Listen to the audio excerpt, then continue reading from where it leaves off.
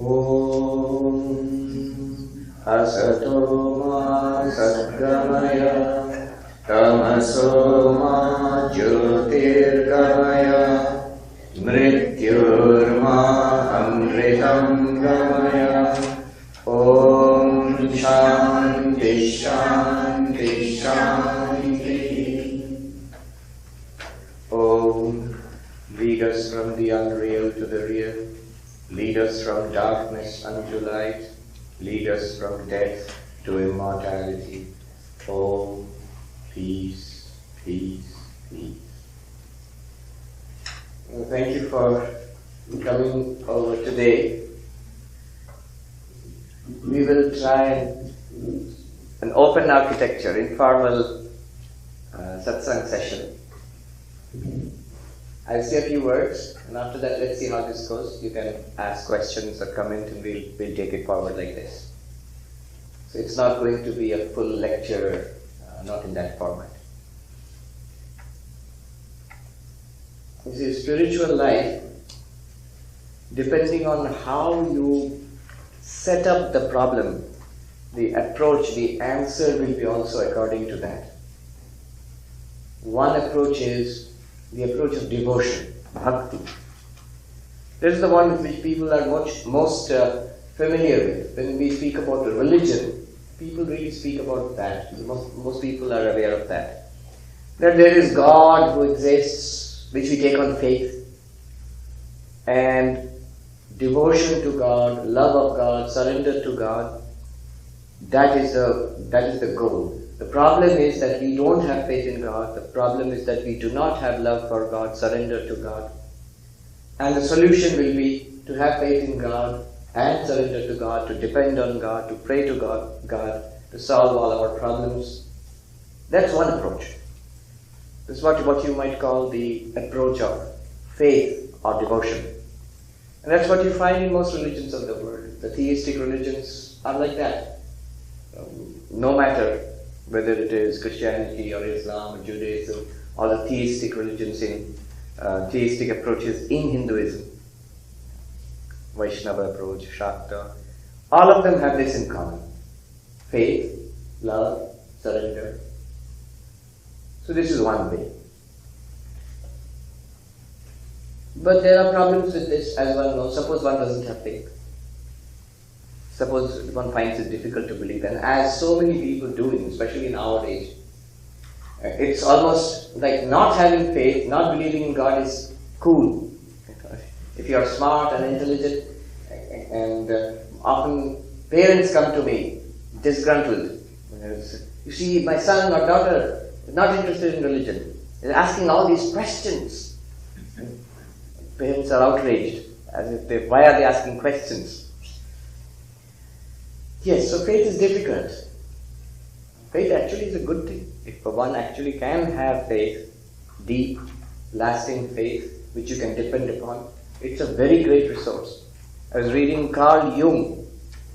It's very close to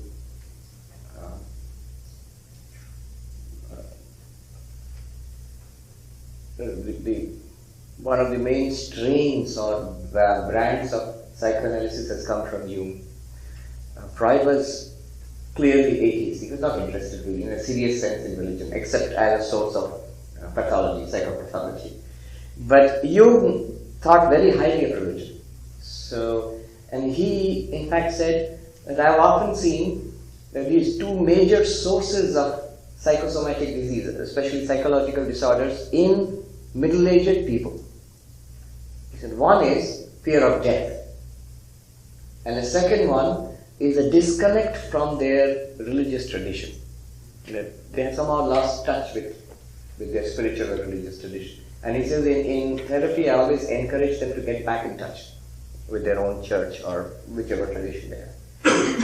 But it's difficult in today's world. Just in the earlier session I was saying this, today if you open these talks by Richard Dawkins, Christopher Hitchens, Sam Harris, the new atheists, and get a solid blasting where they tear down religion mercilessly. You'll often see these debates between the new atheists and various pastors and rabbis usually pastors and rabbis. And they are reduced to ridicule. They make religion sound so silly and unbelievable. Even the most fierce defense by theologians, it doesn't stand when you are subjected to searching criticism.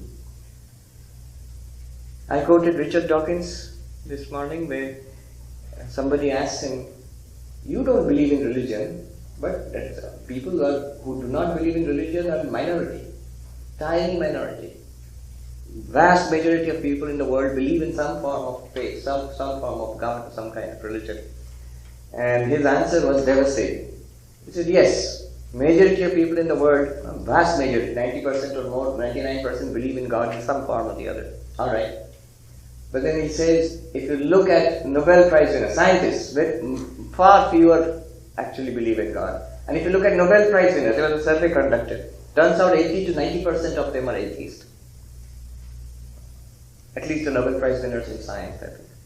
Atheist. And the conclusion is, the more stupid you are, the more likely you have to have faith in God. The more smart you are, the less likely you are to have faith in God.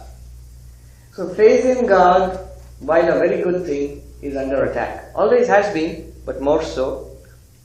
Somebody pointed out, this is for the first time in history, we live in a world where large numbers of people, there have always been atheists. In every religion in the world, you find accounts of atheists in their time. Always. In India also, you find this whole range of materialists who scoffed religion in all forms, Charvaka. But for the first time in human history, at least what we know about, large numbers of people, tens of millions, are openly not interested in religion. They say we belong to none, not anyone, none, N-O-N-E. Which religion do you belong to? N-O-N-E, none. And that's one of the largest and fastest growing sections among the young people in the United States. None. I don't belong to any religion. So that approach is a little problematic in today's age. There is another approach to religion. That is the approach of experience, not belief. Not believing in something, not giving your assent to something, not believing just because our forefathers believed in it and therefore we believe in it. No. Experience. Swami Vivekananda, when he came to this country more than 100 years ago, came speaking the language of experience. He didn't do it specifically because he came to this country. Remember, he came into religion with that approach. How did Swami Vivekananda become Swami Vivekananda? The young student Narendranath Datta. Come in. Do come in. Come.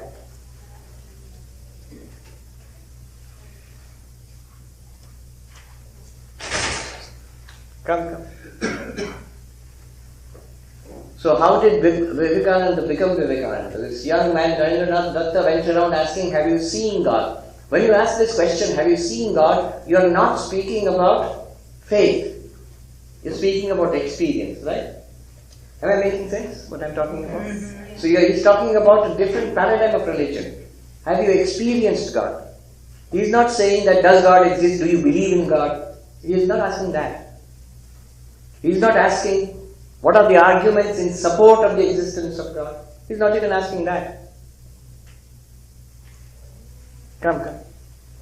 He's not even asking that. He's asking, can you experience God? Have you experienced God? Can I experience God? So that's the language of experience, and that's what he brought into this country. The language of experience had always been spoken about in India. In India, it's full of stories of people, not only yogis and mystics, but most ordinary people also, who have had visions of God, who have had mystical experiences. So that has always been the purpose of religion in India, that you ultimately, whatever you are, you have to realize these things, experience these things for yourself, not take it second hand. So that's another approach. Let's call it the yogic approach. The yogi says, no, not belief. A certain amount of faith to start with is necessary, otherwise you won't start any enterprise. But ultimately I must, and in Vivekananda's words, if there is God, I must see God. If I have an immortal soul, I must feel it. So the language of experience. And yoga tells us this. And in fact, all the paths in Hinduism or Buddhism, especially Hinduism, they tell us that you do these practices and you will ultimately get an experience of these things. You will realize these things. Patanjali Yoga, the Yoga Sutras, what do they say? They don't say this is real, that there is an ultimate Purusha, pure consciousness beyond material nature. Believe in it, for I am the prophet of pure consciousness. No. You must experience this for yourself, within yourself, in your body, mind. You must distinguish this real nature, which is behind the veil of the mind, by these practices. Here are detailed, clear practices which you have to pursue and get these experiences. Alright, this is another path. But neither of this, not the path of belief, not the path of experience, is what I am going to talk about. I said this to clarify, distinguish these from what I am going to talk about. You'd say, what is wrong with the path of experience? Nothing, but there is a problem with it. One problem is, first of all, these experiences we talk about, these are extraordinary experiences. Not everybody has them. And if you claim that you have those experiences and prove something to you, there are counter-arguments. A neuroscientist might come and say that you had a stroke in the right hemisphere of your brain and there is this little clot, that's why you're getting these feelings. No, you are not one with the universe. You just feel like that. It's a problem with your brain. No, you are not exposed to universal consciousness. No such thing as universal consciousness. You are just having a stroke. He could say that. Or, alternatively, and these things have been said, alternatively, what you are talking about, these yogic experiences, I can duplicate it, just give you a dose of a particular drug, you will have the experience. So what does it prove? What does it actually prove? Just having the experience does not prove anything. Not only that, in the most serious case, you see the lives of these mystics who had these experiences, and probably no one had it more than Sri Ramakrishna. Note that before the gurus came and started teaching him and he was exposed to different traditions, he already had those experiences by himself. And what was the result? One result, of course, he was elevated, always felt sublime and uplifted, but also doubtful. He noted his life in biography, he said, he's thinking, are these hallucinations? Because nobody else has them. These are extraordinary experiences. I have it. I see the Mother Kali. Nobody else sees it. So is it hallucination? Am I sick? He thought that. If what I have seen is true, this stone will jump 3 times. It jumped 3 times, but anyway. But even that could be seen as a hallucination. So even a genuine mystic like Sri Ramakrishna doubts it. One problem. So even after having those experiences, it could be open to multiple interpretations. Another problem is, these experiences are rare and difficult. The Yoga Sutra makes no pretension about it. Dirgha Kala, for a long time, Satkar Sevita, with great care, consistency, you practice it. Not a little bit of mindfulness now and then. No. You consistently, it becomes the main project of your life. It can't be a part-time effort. It becomes the main, you become what is called a sadhaka, a spiritual practitioner. That becomes the main theme of your life. And for many years. And success is not guaranteed, at least not in. If you don't get it, you will say that next life, Krishna says in the Gita. So that kind of time frame is a little discouraging. So as opposed to these two approaches, which are the main well-known approaches, there is a third approach, which is subtle. It is the way of jnana, knowledge. What is this approach? It says, what we are seeking is our own true nature. You are Brahman. You are that ultimate reality. Constricted, filtered or limited by this body mind. We are not this body mind. It's like we put on a mask and we can't get it off now. We have forgotten ourselves to totally identify with the mask. In fact, the word personality means mask. Persona means mask. The word persona means mask. We have put on a mask. What's the mask? This person. And the reality which we are seeking is right now, right here. If it is right now and right here, why go anywhere for it? Why wait for it? 30 years, 40 years, next lifetime? It's right here. I am it. Why can I not discover it right here, right now? Why should it take so much effort? How much effort?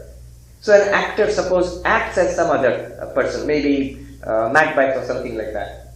Does it take effort? Yes. You have to prepare, you have to change your mindset, you have to learn the lines. A lot of hard work to play a role. Now suppose the actor is just being the actor, the person. How much effort does it take? Suppose you play something in your school drama, like a Shakespearean role. It takes effort. You have to learn it, you have to change your acting, your behavior, your speech, your way of thinking to give a good performance. A lot of effort. But now suppose you are just being yourself, just nothing. You are you. How much effort does it take? Nothing. See, if I am Brahman, it should be effortless. Why so much lifetime after lifetime? One main theme of your life should be spiritual seeking. Why? So, the path of knowledge says, true. It can be instantaneous and it can be effortless in a particular sense. It can be. So that's what immediately attracts our attention. Really? Effortless? Instantaneous? Sign me up. There's a little bit of fine print to it, but yes, in a certain very important sense, it is instantaneous and it is effortless. What does the path of knowledge say? Not faith or believing, not even special yogic exercises to have extraordinary experiences. No. Just our ordinary experiences, which all of us already have. What experiences? Just the experience of waking and dreaming and deep sleep. For example, we will use these experiences which we all have and then investigate. The Upanishads, the Vedanta show us how to investigate. We'll see how to investigate. By this investigation, the true nature of what already exists will be revealed to us and the problem is solved. Waking, dreaming, deep sleep, that's one experience. That's our common experience. Everybody, who is not awake, who does not dream, who does not sleep, we know what it means. If you say, no, first by Nirvikalpa Samadhi, then only you will see, then we have nothing more to say. We may be right, Swami, I don't know. But waking, dreaming, deep sleep, yes, you can say, check, yes, I've got that. What do you want me to say? Now the Upanishad says, come to Mandukya Upanishad, we will show you. This is the state of waking. These are the characteristics. True or not? Yes. This is what happens in your dream. True or not? That's what you experience. Yes. This is what happens in deep sleep. That's what you experience.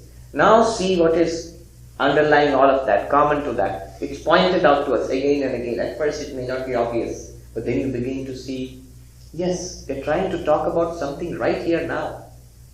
Present now. Or another experience, the seer and the seen. I've often spoken about this Drishya. What you experience, see, hear, smell, the object of experience, and I, the experiencer. Just take this. Who does not have it? Everybody has it. And when do we have it? Right now also. Take this and we will show you step by step, take you to your real nature, the witness consciousness, Brahman.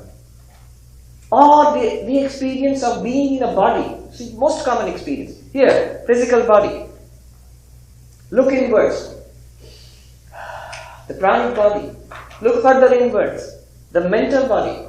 Mind, our thoughts, feelings, personality. Look further inwards. The intellect.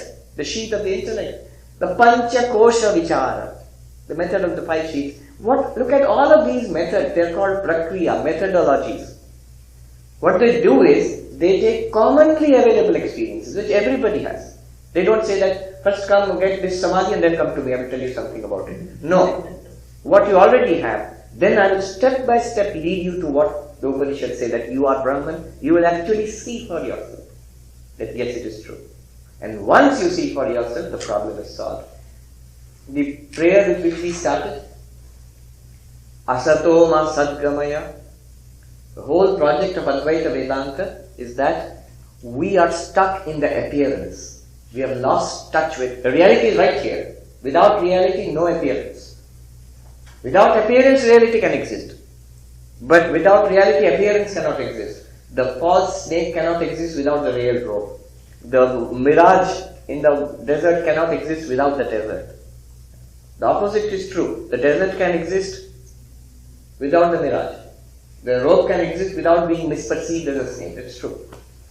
So the reality is right here. We have to discover it from the unreal to the real. We just chanted that. Asato ma sadgamaya. How do you do that? The next line tells us, Tamaso ma jyotirgamaya, from darkness of ignorance to the light of knowledge. Knowledge is the way. What hides this reality from us? Only ignorance. We don't know it, we don't see it. If you do not know it, if you do not see it, you just have to know it or see it. It's not as easy as that, but at its heart it is that. Enlightenment, look at the word. It is coming into a knowing, a realization. Suddenly a paradigm shifts. So that is what is the purpose of Vedanta, Advaita Vedanta.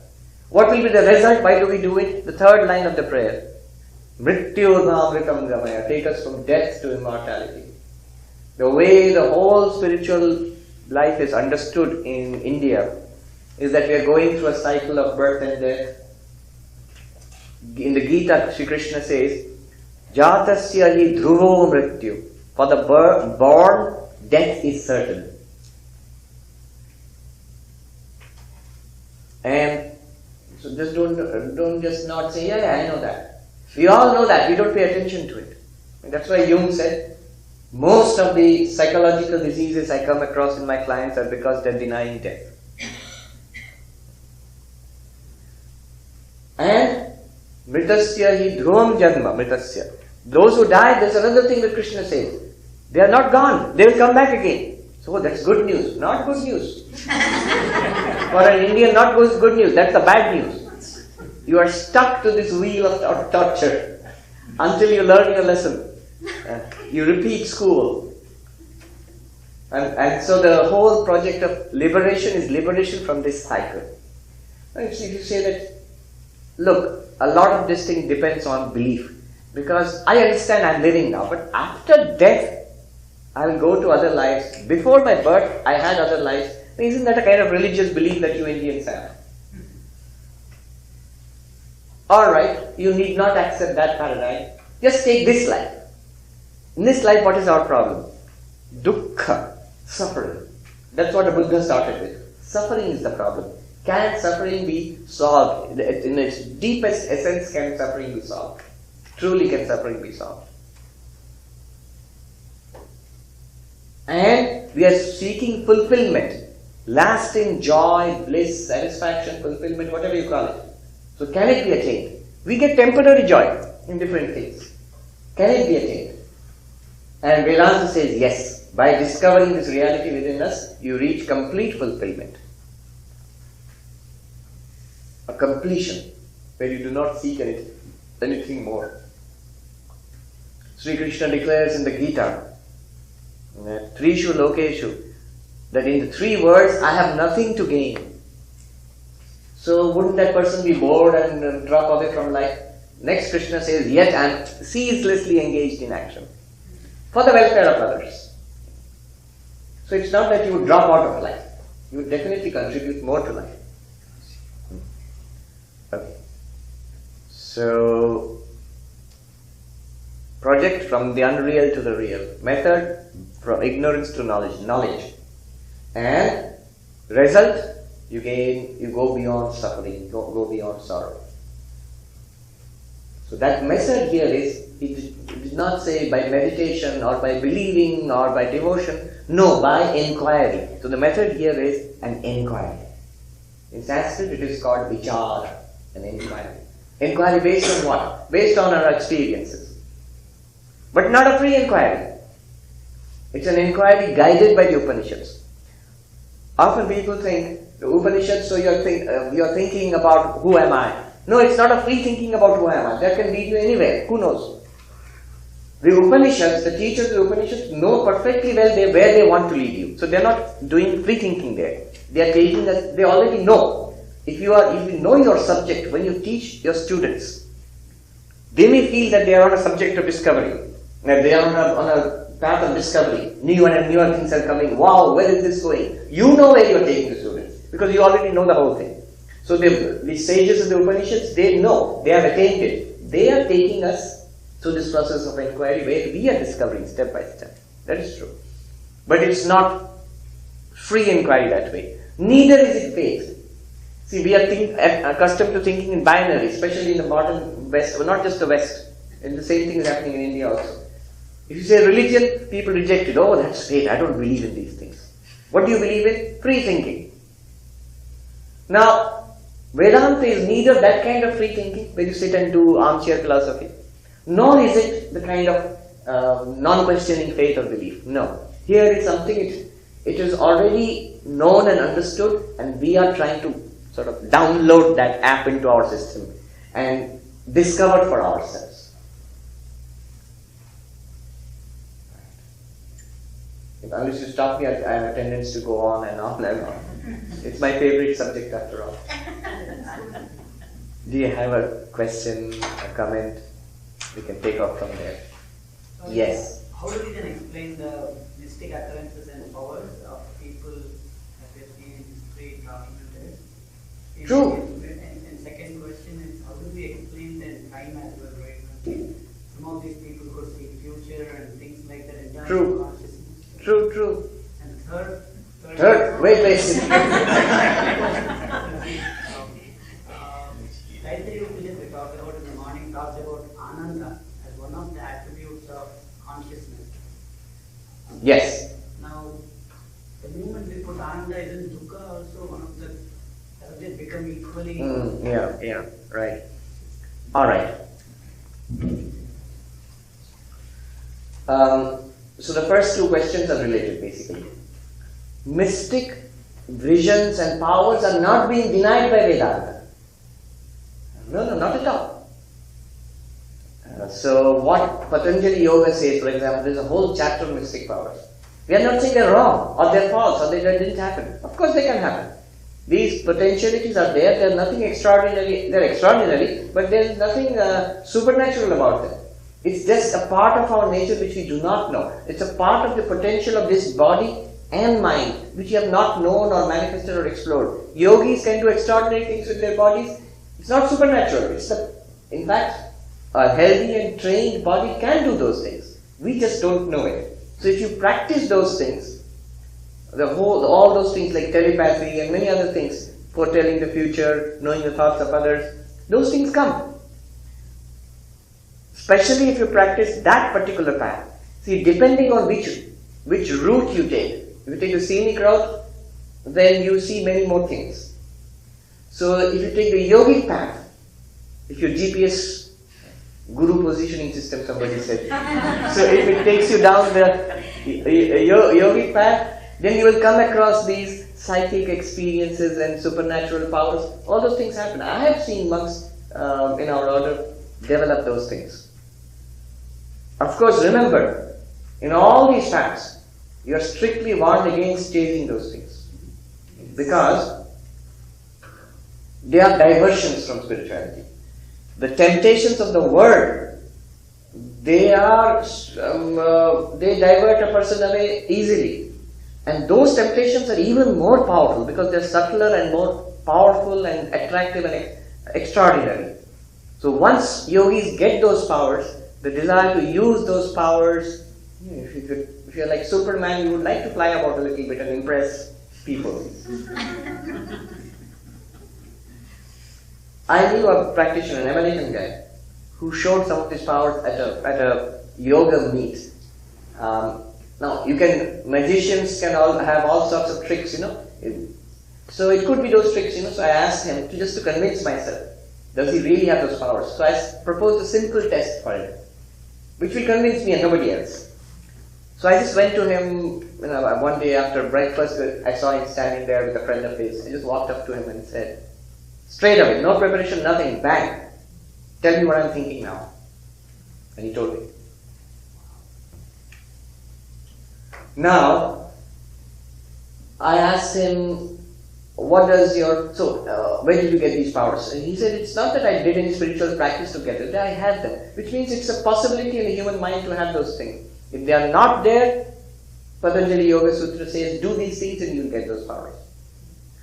Then I asked him the second question, the important one. What does your guru say about it? He's a follower of a spiritual teacher. So he said, my guru says they are nonsense. So the yogis did have these powers. They still do. I have met myself. Some great swamis of our order who very openly. There is Swami Vireshwarananda ji, who was the 10th president of our order. Many such. One example I'm giving you. He was the 10th president of our order.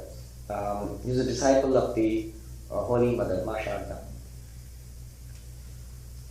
So reputedly he had these extraordinary powers. The devotees would say that. Now it was told to me by a monk who experienced it, who was his sevak, attendant. So the senior Swami, the president, he would sit and people would file past. If you have gone to our main monastery in Belur, you know how it is done. President Maharaj, the head of the order, he sits and we all go in a queue and bow down. So people pass by and you will see the attendant monks are standing behind the President Swami.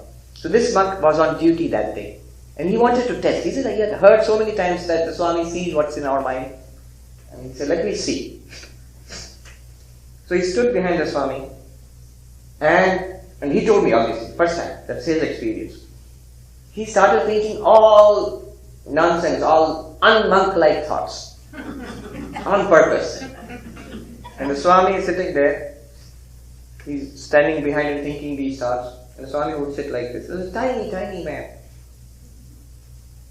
And suddenly he turns around like this and says, enough of examining me. Enough of testing me. And he turns back again. What will you say to that? And this is just one example. There are many such. So, even on the path, suppose you do not practice Patanjali Yoga. Patanjali Yoga, if you do, you are bound to develop some of these powers. If you do not do, other paths, even a devotee who just loves God and prays to God, they sometimes develop these powers. Why? Because in whichever path you do, you are uncovering, you're using the mind, purifying the mind, and uncovering hitherto unexplored and unused dimensions of our subtle body, Sukshma Sharira.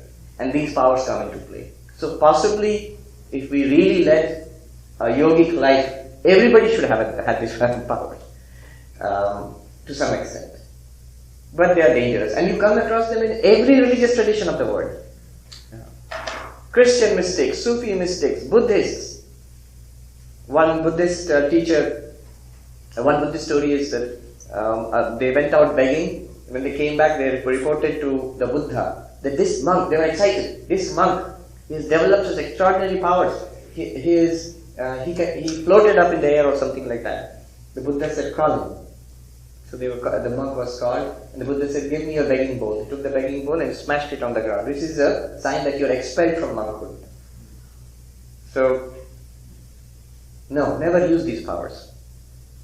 I remember once when we were novices, there was this strange brahmachari. Now, brahmachari is a novice monk. We were in Deoghar, which is an ancient temple of Shiva, Vaidyanatha Dham. This brahmachari we used to see, he was an extraordinary person. He was nearly 7 feet tall and skinny. Dark, 7 feet tall and skinny. And he would, that's fine, I'm doing good. And he would sit day and night in the temple and meditate. And once in a while he would come to the ashram. One day we saw our head monk, the senior monk, severely scolding that brahmachari. Then later we asked him, what happened? We saw that he's a very sincere person. And then the monk told us, he came and he was displaying an occult power he has developed. And it became clear that all the practices he had been performing, the severe austerities, tapasya, which he had been doing, and all been for this, developing these things. So the monk scolded him very sharply to snap him out of it. Yes. Remember the hold on, don't forget the question. I think I have one more thing I forgot to address. Yeah. Is dukkha also part of the makeup? No. What is sukha and dukkha? As I showed in the morning today, Your very nature as Ananda is expressed when it is reflected in a calm mind. That is experienced as Sukha, happiness, worldly happiness, or even spiritual happiness. Okay? One. If it is not so reflected, then the experience is Dukkha, suffering. So the reflector is fine. If the mind is fine, positive, pure, relaxed, you will feel happy. That is Sukha. Or if you generate a desire and satisfy it, for a time being you will feel happy. That is Sukha. That's a tiny reflection. The original verse said, a fraction of which, the infinite ocean of Ananda within you, a fraction of which is enjoyed by the gods in the heaven. Shakradaya. Yeah. So when you do not get that, why will you not get that? Because somehow there is some obstruction in the mind. A desire is there, frustration is there, negativity is there, then that is dukkha. But Ananda itself, its natural expression is sukha, its obstruction is dukkha. In the mind. Yeah. So it's the same thing with consciousness as well. Because we are attributing this to consciousness, right? Yeah. Consciousness, Ananda and existence are three, not attributes, the three aspects, or they're the same thing basically. Sat, Chit, Ananda. And so when you know yourself as that, there is no reason to feel dukkha anymore. You know that you are complete. There is nothing more that you could need. You are the infinite. So what could you need possibly? What would make you unhappy? There might be minor disturbances at the level of one individual body mind. That is there. Nobody can prevent the ultimate death, disease, old age and death of this particular body, because it's produced by nature, it will go in the way of nature. And while going, it will give you a little prick and it will give you a little trouble. So that will be there. But because of the infinite within, it is as nothing to you. But when we hold on to this alone without any inkling of what we truly are, then it is terrible suffering. Yes.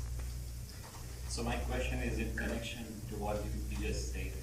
I have been listening to your Advaita Vedanta session on SoundCloud.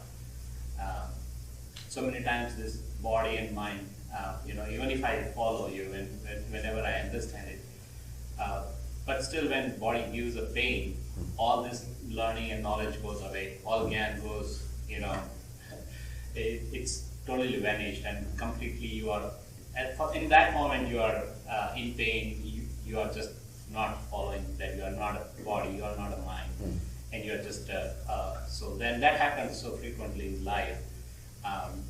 And apart from that, there are social responsibilities which you carry and you feel the pain and burden of that, which sometimes reflects in your body and the pain and everything. So all in all, even if I wish to be free, to enlighten, there are things that still keeps me clutched into the situation, in that pain. What would I do to get out of this clutch? And I know some of the mention that you've done, but it would be great if you can just summarize and say, you do this will be your medicine, or this will be your treatment path. It's an important question. We all face it. Anybody who is walking on the path of non-dual Vedanta will come across this question. What is the question? It's not working, Swami. First, let's understand why is it not working. What have I been asked to do?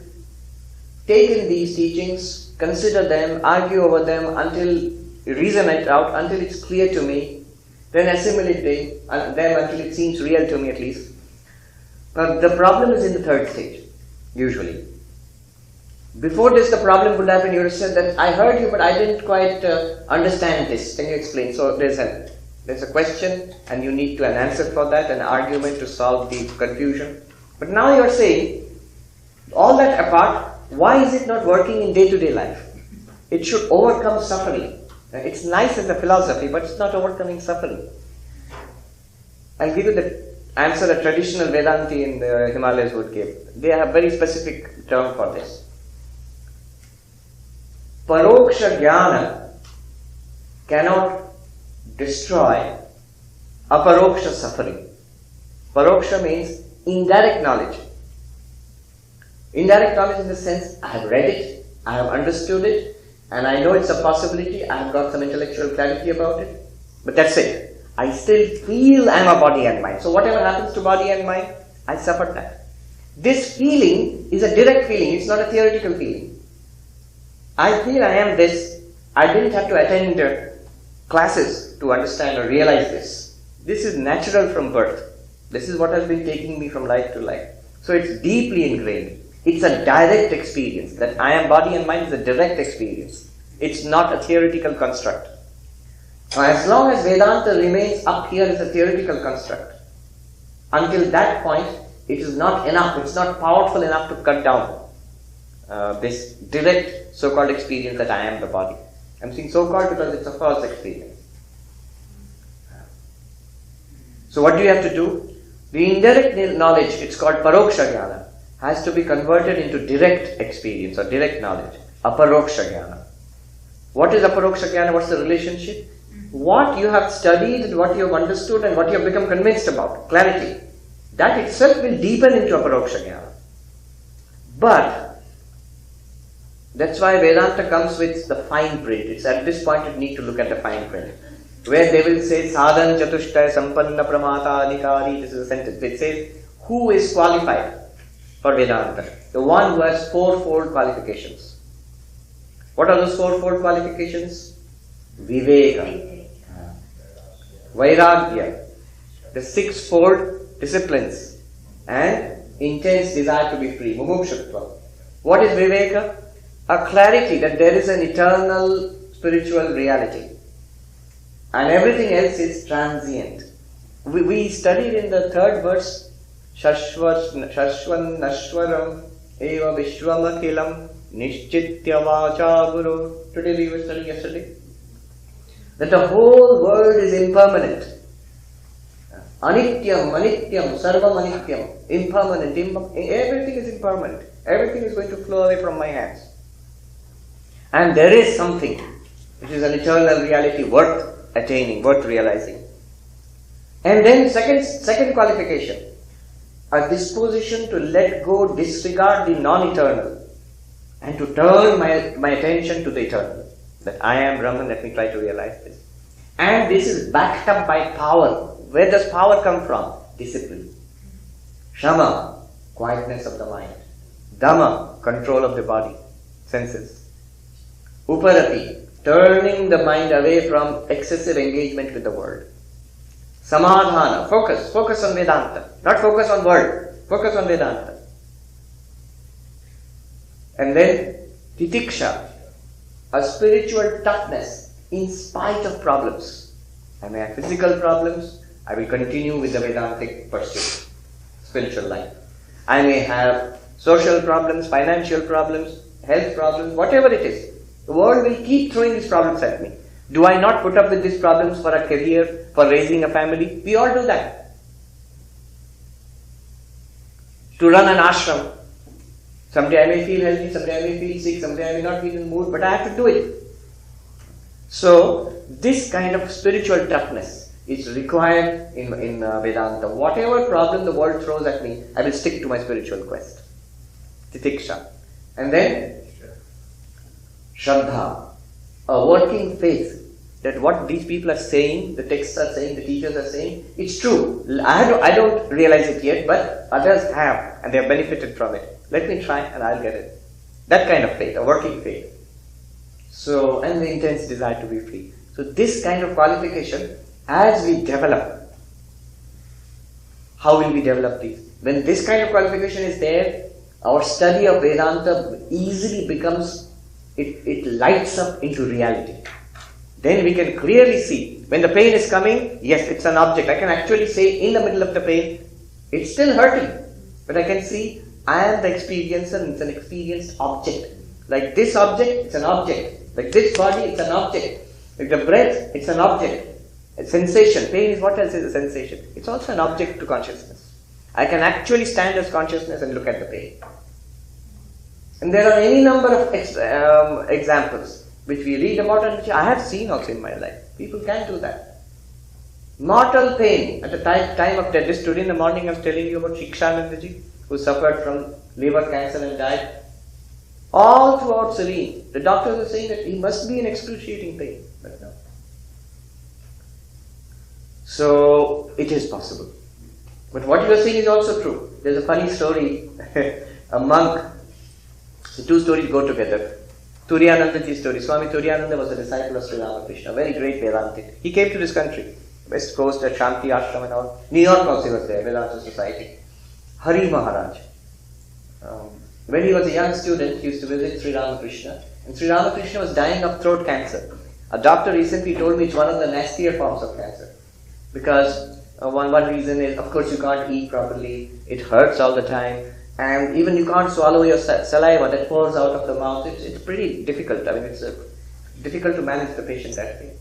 So Sri Ramakrishna is emaciated, reduced to a skeleton, lying on the bed, and the devotees are taking care of him towards the end of his life. And this young man comes, Hari Maharaj, he comes and says, "Sir, how are you today?" He says, "It hurts, I can't eat." Sri Ramakrishna says that. And Hari, the young boy, he says, "But I see that you are in great bliss." It's a cruel thing to say to a cancer patient who's dying of terminal cancer. But look at the reply. Sri Ramakrishna bursts into a smile and he says, "Oh, the rascal has found me out." In Bengali, which means it's true. How can it be true that actually was Sri Ramakrishna lying when he said, "Oh, it hurts, I can't eat"? That's true. But it's also true at a deeper level, it's nothing to me. Because I am not the body. As this body sickens and dies, it's still nothing to me. Clearly that other dimension which is ever present, hidden to us, is clear to him. So these are two sides. But it requires, Hari Maharaj himself in his old age, Turiyanandaji, there is documented, many people have seen it. A wound in his finger was lanced, and the surgeon came and said, at that time Swami Turiyananda was quite advanced in years, "I have to put anesthesia, it's going to hurt a lot, I'm going to cut deep." And he said, "No, you just cut." "Are you sure, Swami, it's going to hurt?" He said, "Yes, go ahead." And they did it. They cut deep, and to their amazement and the amazement of people around, the Swami, he was not immersed in meditation, not feeling the world, not like that. He was awake, just like us. He was watching the operation, smiling, talking. How is that possible? The amazing thing happened next day when the surgeon came and was about to dress the wound. So he opened the bandage, about to clean the wound, and the Swami shouted in pain, "Oh, what are you doing?" The surgeon was mystified. "I know this hurts, but yesterday it was worse. Much more, and you remain calm. And now you are shouting in pain. What? And the Swami said, "Yes, but you should tell me that when you are doing it, then I will take my mind away from it." As easy as that. So that gives us a clue to the state of these enlightened beings. They remain connected with body and mind the way we are. But the moment it is required, problems come, suffering comes, they can retreat to their spiritual fortress of solitude, fortress of solitude, superman. They can realize that yes, it is nothing to me. What is unbearable to us is easily bearable to them. Now the other story is of a monk many years later, which I've heard, I don't know how true it is. He was about to have an operation in his hand, and the doctor said, "We need some anesthesia." And the Swami said, "No need. I know I am the witness consciousness. This is an object. You cut." I've read all the Vedanta, everything, so I don't need anesthesia. The doctor said, "Are you sure, Swami?" "Yes. I have read it all." Famous last words. And the doctor cut, and the Swami shouted, "Oh, stop, give me anesthesia, it hurts." The doctor said, "What happened? Aren't you the witness consciousness?" And the Swami, this works in Hindi, he said, shouted in Hindi, I translate for you. He said, "Oh, sala, kitab ka baat kitab mein reh gaya." Oh, all that text stuff, in the book stuff, it is in the books. It remained in the books. It doesn't have the punch. It doesn't have the punch in English. It means all the theoretical knowledge is in the books. It didn't help me here. Because no matter what I have understood, the intellect is understood. I don't feel that way. That will happen when it deepens. It will work. But start out small. I say your dad gives you a rich kid, dad gives you a Ferrari. You don't even know how to drive. And you say, "I'm going to start driving in Manhattan." what will happen? You crash. Now start small. Start in the parking lot. Not with a Ferrari, with a little, what vehicles? Safe vehicle? Something. Prius. Volkswagen, yes. Start with that in the parking lot. Vedanta also, when you start applying it, apply it to a minor ache, a small insult, a little depression, and see how the cloud lifts and goes away. Now, what is one more point? Shankaracharya says, there is an effect of even the Vedantic study which you are doing. It loosens the bonds of samsara. So even before enlightenment, long before that, we feel freer. We feel better. We feel a little more elevated. The hold which samsara has on us is still there, but not as strongly, not as irrevocably. Shankaracharya, his definition of the word Upanishad, fundamental texts of Vedanta Upanishads, in his commentary on the Katha Upanishad, where the story of Yama and Nachiketa is there, he defines Upanishad. What is the meaning of Upanishad? He defines it as Upa-ni-sat. Upa means going near this knowledge. It would practically mean going near a teacher or going to a seminar or a workshop or a satsang. Upa, going near. Ni means with clarity, with not doubtful knowledge. See what we are talking about. I know it intellectually, but I'm having problems in.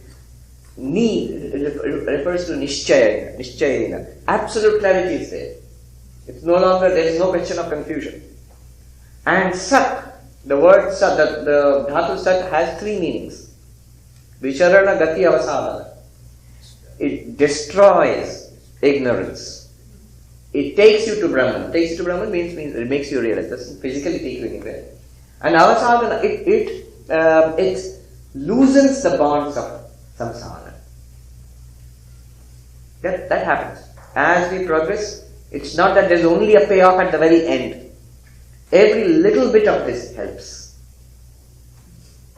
Swalpam api asya dharmasya trayate mahato bhayat.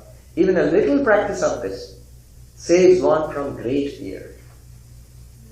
So just yeah. in continuation to that, if everything is Maya, are we going through some sort of punishment? Or maybe the God got a little bored and said, okay, give the body to the Atma, and once they realize that there is a, they are different and will enlighten, and once enlightened, we'll free them. Sometimes I wonder, what is this that I'm doing being a human here? Yes. And all these theories are there, even the punishment theory is there. The fall of man. Yeah. The mythology is there in many religions. That we were in a perfected state and we have fallen away from that and we are trying to regain it. Why have we fallen away? Many theories are there. So take your pick. Original sin, karma. In Hindu, Buddhist, the answer we come up with in Buddhism, Hinduism, Jainism, the Indian religion, Sikhism, is karma. Why are we like this? If I am Atma and Brahman, you are like this because of your past karma. Where did that past karma come from? Past life. Where did that life come from? Karma before that. In an unending, beginningless chain of cause and effect. You will immediately ask, how did it all start? As I said, beginningless. So they have already thought of that. They know you're going to ask that. Anadi, beginningless. But it has an end. Enlightenment is the end, or realization is the end. Karma is one theory. What is the Advaita approach to it? It has not happened. It is illusion or it is confusion. You still are perfect. It's like a dream. In a dream, though you are perfectly safe and sound on your bed and sleeping, you are having a nightmare. Maybe you are missing a plane or a bus or something like that. Or maybe something terrible is happening and there is anxiety and fear, and then you wake up. Now tell me, was everything alright? Yes. Did you suffer? Yes. For what reason? Nothing. The only reason is not knowing the truth. So Vedanta says not knowing your real nature is the cause of this. Why am I this? Not knowing. But why do I not know? If you ask, there is no answer to that. The only answer to that is no.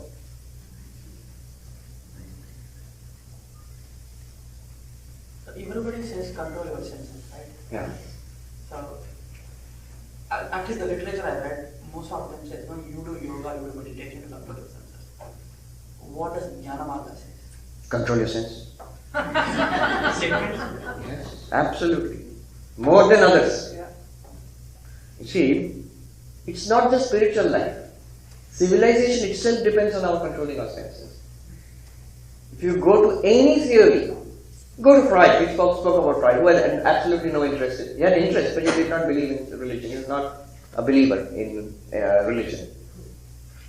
But what did he say? He saw the whole structure of our problem is this conflict of trying to control ourselves.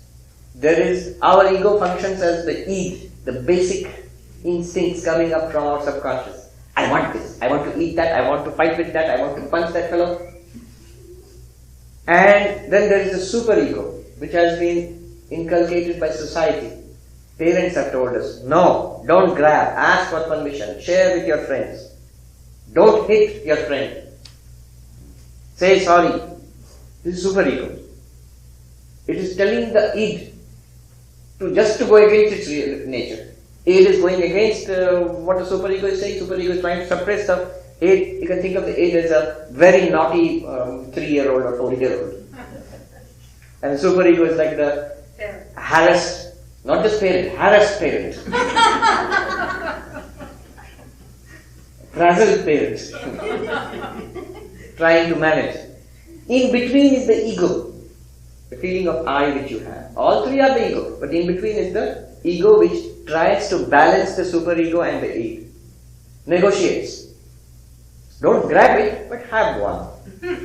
Some concession to the id, some concession to super. Now when the ego fails to balance, mental conflicts, psychosis, neurosis develop.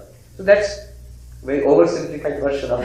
If there are psychoanalysts, I say sorry because this is too simplified. But this is basically the idea. Notice what is required there. Control of the senses is required. Control of oneself. Civilization depends on control of the senses. Now, personal success. You want to earn a lot of money? You have to control yourself. You want to get through B school, business school? You have to control yourself. Isn't it true? All of us who have achieved something in education, in career, you had to control. Certain things you have to sacrifice to get something else. This whole thing, in that marshmallow experiment I mentioned, something those of you who know, it was originally conducted by Walter Mischel on 4-year-old kids. But now you see the videos on YouTube by Zimbardo, who is a very well-known, his book on psychology is the basic textbook across the world. Philip Zimbardo. It's basically an experiment conducted on 4-year-olds about self-control. And the idea they got was, the result they got was, those kids who have the ability to control their desires, to sacrifice present pleasure for future gain, they will succeed in life. And by succeeding means absolutely material success. They will be good at studies, they will be popular with friends, parents and teachers will like them, and they will be successful in work life afterwards. All of that, in their marriage and relationships, all of that possibility of success increases if you have that self-control. More of that is demanded in spiritual life. Because a certain environment has to be created for spiritual practice and enlightenment. After enlightenment, the practice of control becomes natural. What will pull you when you feel you are complete, you are full, you don't need anything from outside? What can attract you? You see that we talked about the infinite happiness within ourselves. Then what will tempt you? What can scare you? You are immortal. What can destroy you? Nothing can destroy you. So what can scare you? Nothing. So the problem of control of the senses is solved when you are enlightened. But before that, there must be an effort. Yoga demands it. Yoga demands it. That's why yoga is a difficult path. Bhakti is a little easier because the problem of the senses control is not channeled towards God. You love beautiful things. Alright, offer it to God. You love good smells, flowers and incense, offer it to God. You love good food. Alright, make it prasad, offer it to God and take it as prasad. You love to love. Instead of scattering it in the world, You can't take all that love and offer it to the Lord. So those very senses themselves, they are channelized towards God. Tantra goes one step further. Even the enjoyment of the worldly things, the indulgence in the senses, they are now channelized and directed towards enlightenment. Advaita Vedanta takes one big jump. You realize this, I am Brahman, then act accordingly. The moment you try to act accordingly, you see, pain is there. I am trying to see it as an object. What are you doing? You are doing tremendous control of the senses. Your senses want you to scream. But you are not doing that, not out of willpower. Trying to be true to your knowledge.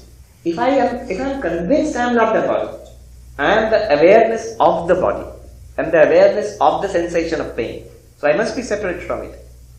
I should be able to overcome this, even while experiencing it. That requires a lot of control of the senses. This Swami Sarvapriyananda I mentioned, he was an epitome of control, self-control. You have to imagine heat like this, 105 and 100% humidity. It's dry here, but imagine that. It's like somebody said, it's in our monastery in India, on the bank of the Ganga. It's like walking through hot soup. You just stand there, you'll be drenched in sweat. And in the summer months, a very cool drink like lassi is offered in the temple to the Lord, like bhoga, and then the prasad, it is taken as the sacred food, sacred offering. So it is, every monk gets it one day of the year. So it's delicious. Even now they do it. I got it also. Every year I was there, one day of the year you get it. It's really delicious. I don't know why maybe there's something special about it being offered to God and given back again to you. So the story about Swami Sarvapriyananda in those early days of Vellore, the main monastery. That day it was his turn. Somebody brought it to him. He took one sip and he returned it. Take it away. Why, Swami, is it not good? He said, it is good, that's why. Did you not like it? I liked it, that's why. I'm returning it. He didn't need to do that, but it's just a teaching for the rest of us. Swamiji, Yes. on this exact question on control and discipline, I feel that our youth of this day and age have to be even more controlled because of the environment and all the temptation and internet and Twitter and this. They have to be like super conscious in their sadhana, so to speak. True. Whatever you want in life. You want to be a success as a musician. I know there's a Juilliard School of Music in just very close, couple of streets away from our ashram. It's like the top school for Western music, right? In the Western world, classical music, dance. But the amount of effort the kids put in there, they're made to put in. And in association, the parents also put in. From early in the morning until late in the night, running after the kids and taking them and paying. Paying, that's big sadhana. There was a cartoon.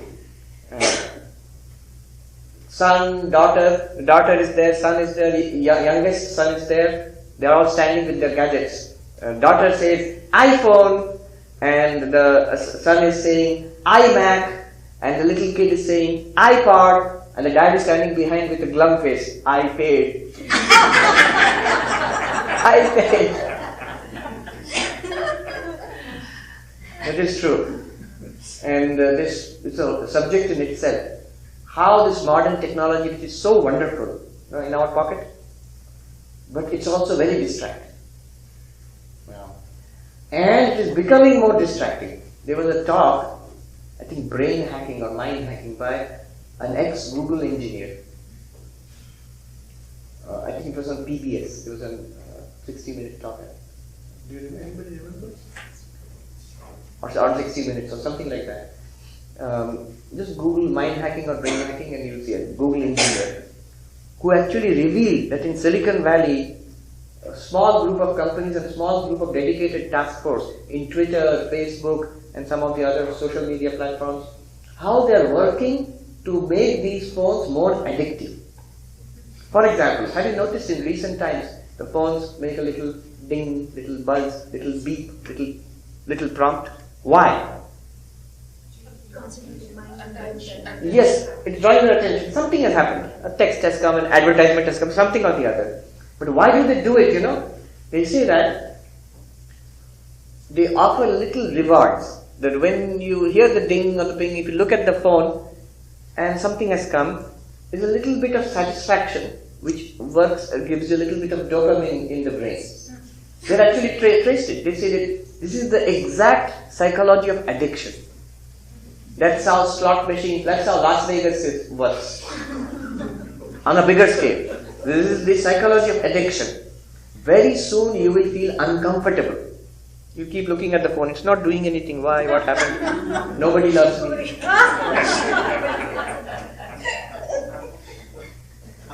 How can you get an addiction to the inquiry business into yourself? So this phone into Vedanta, yes. So this is, they are designing it to be more addictive, unfortunately. And the engineer said, people of the earlier generation do not understand this. Because your idea of phone is landline. It sits there. It doesn't do anything. But the modern phone is not like that. Smartphone is continuously changing. Every day it's downloading, changing, updating. It's becoming a different phone from day to day. It's evolving. And its prey is you. They were saying that if something on the internet or something, if it is free, then you are the product. Wow. If you are getting it for free, then that's not the product. You are the product. You are the product means you are your time. You're the victim. Victim or product, they will say. They don't want to victimize it, they want to monetize it. So they very nice talk, it's enlightening. They said that, see, now internet is full of content. So all websites and all, there are so much things. If you make a nice website, it's not enough. There's so many nice websites. So much content is there. It's full with content. Now the only way to get people and to get people is to get your attention. So they call it attention economy. You have a limited attention. How can I grab most of your attention? Because then what will happen? That will translate into money. If I can show I'm grabbing your attention, advertisers will pay me. So that's the basic idea. It's about money at the bottom of it. How do I grab your attention? Make it spectacular, make something that draws you, something that you like very much, something that appeals to our grossest instincts. We said, why has internet news become so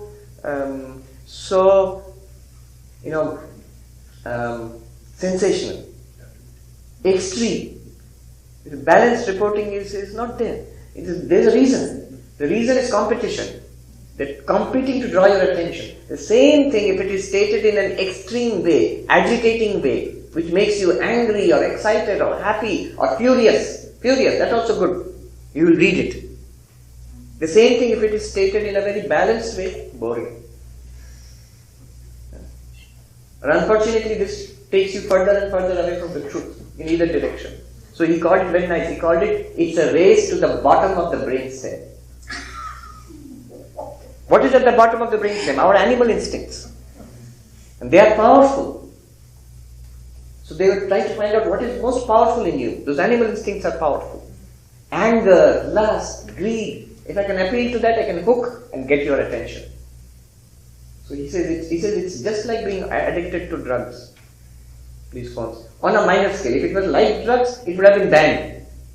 But it's on a small scale so that it is not banned by the Federal Drug Agency or something like that. No. FDA. But it's enough to hook you, especially children.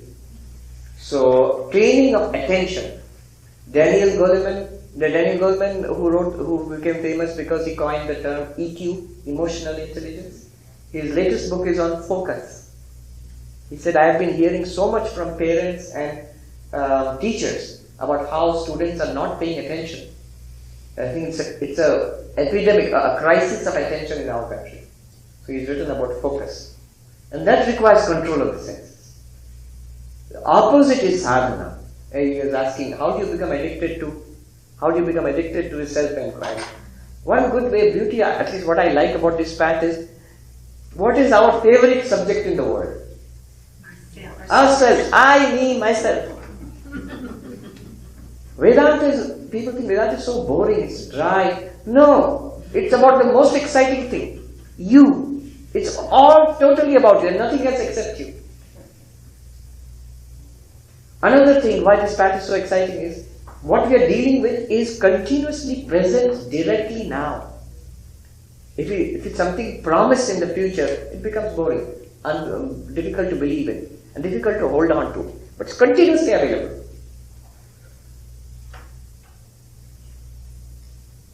But it requires you to, for some time, cut out other things and take this up until one develops a taste for it. The problem is not in the subject. Every subject you see, there are people who are in love with that subject. It's just because we have not been trained in it, our samskaras have not been developed, we find it boring. Even we used to always say, most boring subject, Sanskrit grammar. But look at the Sanskrit grammar Pandit. For that Pandit, for the scholar of Sanskrit grammar, there is nothing more exciting and beautiful than Sanskrit grammar. More enjoyable than Sanskrit grammar. So the problem is not with Sanskrit grammar, the problem is with us. You had a question.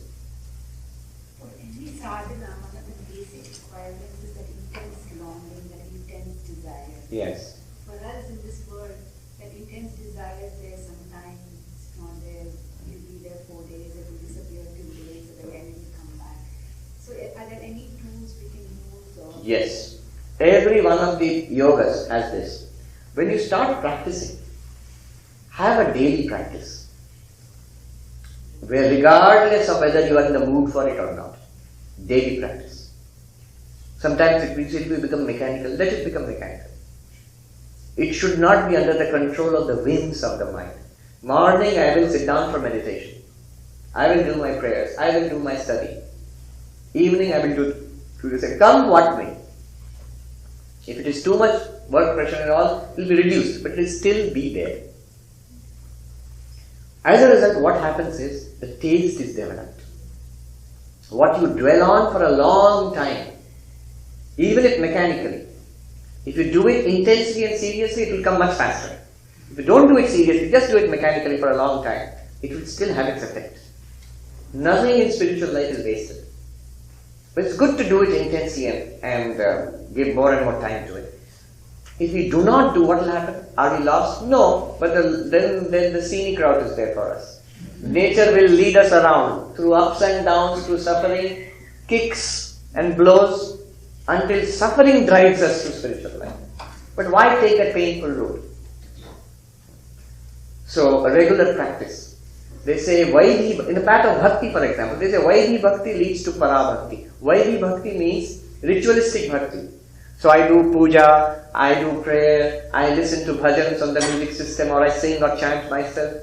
Over a period of time, real devotion, which is coming from within, not just a set of practices, that begins to come. That is the purpose of this. It was like a mold or a framework to allow the real devotion to germinate. I regularly sit for meditation. After some time, the mind becomes calm, and that gives a joy. Then the joy of that begins to pull me. Every path is like that. I start out by volunteering and serving, trying to serve my Lord in these ways. As I do it, the joy of service I begin to. There is an extraordinary joy in unselfishly doing things for others. People who have felt that joy, they will do it, they will become self-motivated then. They do it more and more and more. And in this path of inquiry, once it begins to become real, and it's very fast, it becomes real because we are actually talking about ourselves, which is right here now. When you get the taste for it, it will be like nothing else. You can spend your whole day on it. So that's how it develops. Have a regular practice. The 4 yogas in your life, even if mechanically, hold on to it. Very soon you will find that that's the most important thing in your life. So people will say that, I'm not making progress, I've been doing this for so many years. And I say, then give it up, stop. No, I can't stop. It's the most precious thing to me in my life. See, you're saying you're not making progress? This is great progress. Swamiji, when you say, like, if you do a daily practice, it becomes mechanical. So at a point, then you start experimenting, and you stop the practice that you are doing because it is not giving fruit, and then you start something new. So how do we stick to a single path and not deviate? What we do in our order, I can only tell you that. In Hinduism, we have this concept of Ishta, Devata and Mantra. The Guru gives you a mantra and gives you a form, say Krishna or Shiva or Ramakrishna, whatever. In all the forms of gods and goddesses, you think about God in this particular form. And now because your Guru has given you that, and the mantra associated with it, and a way of practicing, this becomes your practice, a lifelong practice. No matter what, you may advance fast in spiritual life, have extraordinary spiritual experiences, whatever, or not, but you will hold on to this. So this becomes foundational. Sometimes it's mechanical, maybe for years it's mechanical, maybe you're busy with many other things in life, but you hold on to this, don't stop it. One day you will come back to it, and then that becomes your entire life.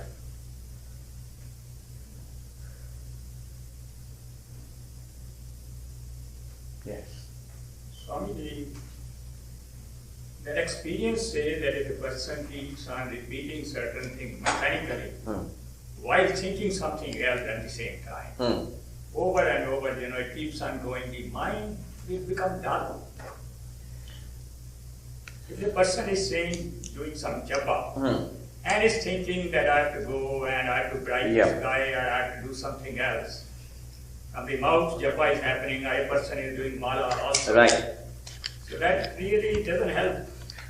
It does not appear to help at that moment. What that person has to do is to intensify his or her practice. But not stop the practice. That is no solution. That mala japa itself will help, but intensify it. Shut your eyes, forget the guy to be bright for the time being at least, and repeat the mala japa more intensely, then you will feel a certain disgust about bribing that guy. Mind becomes sattvic. Then I feel I will not indulge in those. You see, with some amount of attention and devotion, if I repeat the mantra and sit and repeat the mantra, or listen to a devotional song and pray like a child to the Lord, after that, low thoughts, activities, you don't feel like it anymore. I don't feel like it anymore. What has happened? It's not that there is a permanent change which has come. The mind has been made sattvic, at least for the time being. Which means that my mind itself can go to a state where the things which it indulged in, it doesn't want to do those things. Stay more and more in that state.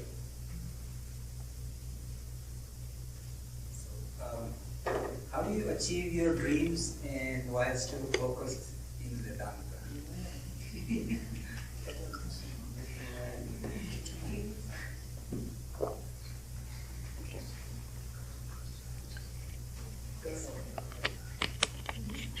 I thought, what was this? Suddenly went into my mouth. It's ice. Okay.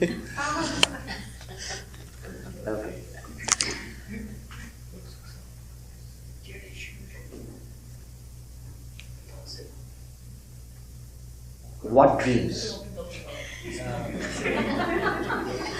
See, for a dedicated, one-pointed pursuit of Vedanta, my dream is enlightenment or God realization.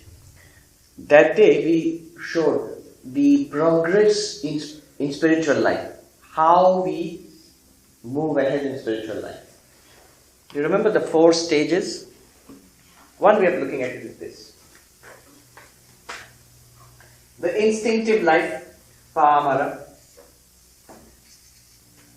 This means the uncultured, instinctive person. Then Vishayi,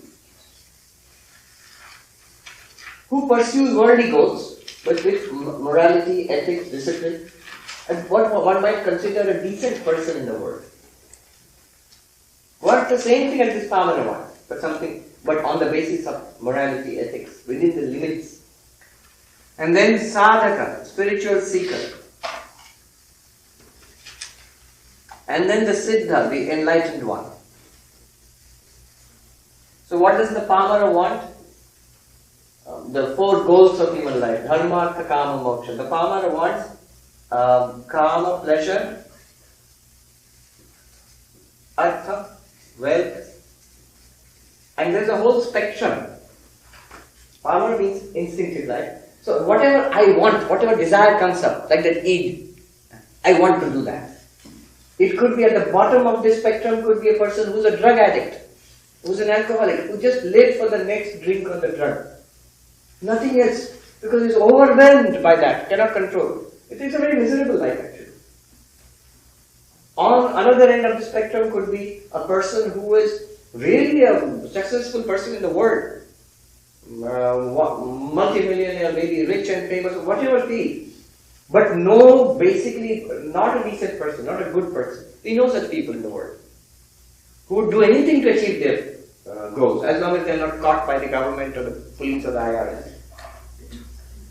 So break the laws if they can get away with it. And whether it is in Wall Street or Hollywood or in politics, wherever, there are such people. The farmer. Better than that is the Vishayi. Vishayi means literally worldly, but not in a bad sense. It means a dharmika Vishayi, on the basis of dharma. Dharma is broad term. Morality, ethics, religion, good person. In this country at one time it would have been called a good, decent, church-going Christian couple. Yeah. So they are decent people, like they are the bedrock of society. And most people in the world are somewhere in this spectrum. It's also a spectrum. There might be some really good people and average, but not like this. So dharma, on the basis of morality and ethics and religion. Still, what is the goal? What are the dreams of this person? Still the same thing. Kama and artha. I want to be rich, I want to enjoy life, I want to party, have better vacations, better gadgets, a good school district for my kids, whatever it could be. All worldly things. And there's nothing wrong with this, but it's just that much. Don't worry, none of you are among these. So, no, Swami, you don't know me. No, the very fact that you are here, that we are searching for something higher in life, and it's not, you're not here for the first time. You have been searching for, all of us have been searching and pursuing this. So we are sadhakas. All of us here are sadhakas. And here, of course, it's a spectrum also. What is the sadhaka looking for? The sadhaka is looking for moksha. So is the sadhaka against dharma, somebody asks? No. Sadhaka also follows dharma, more strictly than this person. But it's a nishkama dharma. Not, I'm not being moral so that I can get good things in society, in life and society. No, I am being moral because without that I cannot be spiritual. So morality is a basis, foundation of spirituality. What is the sadhaka's dream? Moksha. Why I am saying moksha? The 4 goals of human life. In Hinduism, dharma, artha, kama, moksha. Dharma is conventional ethics, morality, decency, religion. Artha is wealth and success and power in life. Kama is pleasure. All kinds. And every one of them has a whole spectrum. It could be the pleasure of a cookie up to the pleasure of listening to classical music, which requires a lot of refinement and training. But all of it is under pleasure. And the sadhaka wants moksha. Call it what you will. Enlightenment, moksha, nirvana, salvation. That's the sadhaka. And there may be a whole spectrum here. At the bottom end of the spectrum may be a sadhaka who wants this, but also still wants some of these things. I mean, there can be many such people. What is the difference between this? How do we rise from this to this when moksha becomes the central thing in my life? Ultimately, my purpose, whether I say it or not, I want spiritual enlightenment. Right now, I have to hold a job. Right now, I have to maybe take care of my kids. So for that, I have to hold a job, and when you're in a job, you have responsibilities. The organization pays you, so you have to achieve certain things there. So all those things. See, Krishna, Arjuna, in the Gita, he starts off the Gita here as a good worldly person who is out to claim his rightful kingdom, defeat the villains. He is a warrior, so he has to protect the right and punish the evil. So he is defeating his evil cousins. That's why he has come to the battlefield. He is about to fight a war. Then what happens? He jumps from here to here. How? he gets the shock of his life. What's the point of all this? Even if I get the kingdom, to kill my own cousins. Yeah, I know they're bad people. I know it's my duty. It's as a warrior. But the whole thing seems pointless and murderous. So I don't want the kingdom anymore. The artha and kama, you see, renunciation. I don't want them anymore. They're not attractive to me. I'd rather leave all of it and go away. Then Krishna teaches him about Vedanta. There is Atman, that has to be realized. With that realization, you go beyond the cycle of birth and death. You rise above suffering. That is the goal of human life. Arjuna says, oh, I want that. He starts asking questions. That's how the Gita, 18 chapters. He asks a question, new chapter starts. So he becomes a spiritual inquirer. Of course, there's a little wrinkle in this. What Krishna tells him is, don't run away from this. What you were doing earlier for worldly goals, now do it as a sadhana, not as karma yoga. Same duty. So you can still be engaged in the world. You can still take care of your kids. You can still hold a job. But that will not be the ultimate goal of your life anymore. In many cases, in our case, here means it's not the ultimate goal of our life. We are doing many things. Somebody is a corporate executive, somebody is a retired person, somebody is a monk. All we are doing many things, whatever our karma has brought us into. So, depending on your circumstances, you will have different goals, but those are all temporary.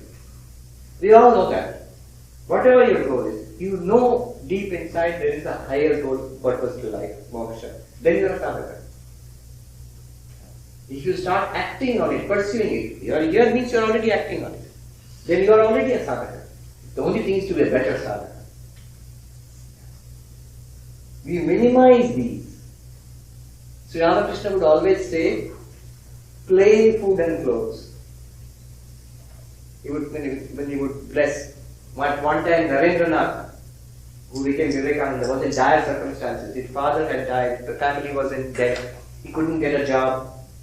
And then he finally helplessly comes to Sri Ramakrishna and says, please pray to the Divine Mother, Kali.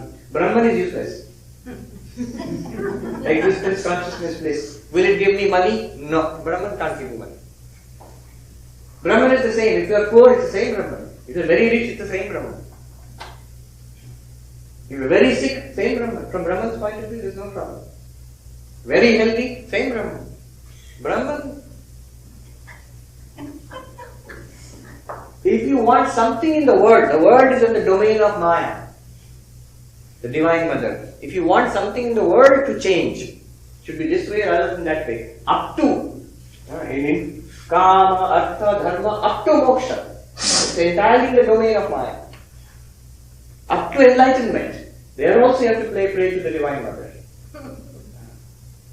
Brahman is not going to lift a little Brahman finger to help you. The way you are, Brahman is perfectly alright with it. You see, this is true. This world could not exist the way it is without Brahman's support. So Brahman has ticked up. You want to be worldly and stay like this in samsara. Very good. Samsara exists because of Brahman. So, moksha. Making, so when Sri asked Sri Ramakrishna said, why don't you go and pray to Kali? So Kali will help you to get money. It will change. Things in the world you want to change. This way or that way, Kali will help. Then Narendranath said, no, she listens to you. Because he didn't believe in these things. He was a member of the Brahmo Samaj, which was a reform movement, no image worship and all of that. Vedanta was fine, but these things. So Sri Ramakrishna said, no, you go and pray. So he went, you know the story, he goes the first time and he comes back as if he's reeling and drunk. And Sri Ramakrishna asked him, what happened? He says, I saw the living form of the Divine Mother in the Kali temple. Did you ask? He said, yes, I asked for knowledge and devotion and vairagya, dispassion. Yes, that's alright, but did you ask for money? Did you ask for a job? Oh, I forgot. You fool, go back again. And then he went back. He came back and reported the same thing. Third time, so sent him back. Came back and reported the same thing. This time, Narendranath realized this is a game being played by Sri Ramakrishna. He said, you are doing this. You asked for it. I can't. And Sri Ramakrishna was so happy. Why? It shows Narendranath is not here. Narendranath is here. He is a spiritual seeker. Classic stereotype of the epitome of a spiritual seeker. He does not want these things. Even under pressure, even when he really needs it. See, that's a test. When you are actually confronted with God, I will give you enlightenment or I will give you money. Choose. No, it's real for you. Nobody is watching. What will I choose? If I say I will choose enlightenment, you are a sadhana. If I say I will choose worldly success and power, then you are a Vishwayi. Yes. But he was trying to fulfill his family obligation. True. So if he had chosen the other option, would that have been the wrong thing to do? Good. Right or wrong is not important. What did he choose? He chose this. Vivek Dao, Vedanta Dao is the Vivek Vedanta. And Sri Ramakrishna was happy. Sri Ramakrishna wanted to see that. That even under pressure, even under obligations, when it comes to the crux, God herself in the Divine Mother's form, she is coming and offering me. One time only offer. Take it or leave it. What will I say? My parents are suffering. My father is dead. My mother is a widow and suffering. My little brothers and sisters are helpless. I can't. It's my duty to work for them. I can't do anything for them. Here is a chance. Or I can get devotion and knowledge, and I want that. Even at the cost of this. And Sri Ramakrishna was happy. That's a tough one. That's a tough one. That's why the tough case we are generally not faced with such terrible things. But the tough case, the extreme case, illustrates to us what we should do actually. Yes. The other thing will be taken care of. What did Sri Ramakrishna say finally? He took care of it. Mother and brothers and sisters, Sri Ramakrishna said, alright. That what your desire, that other thing which you wanted, that also is given. But what? So that's the point. Sri Ramakrishna, he blessed them. They will never be in want of plain clothes and food. He didn't say they will become multimillionaires. He could have showered them with enormous wealth. No. He didn't say that. That's not a blessing. It's a curse. It's not a blessing. It's a blessing if a person is very worldly. The person will not advance spiritually unless that person experiences a lot of worldly success and power.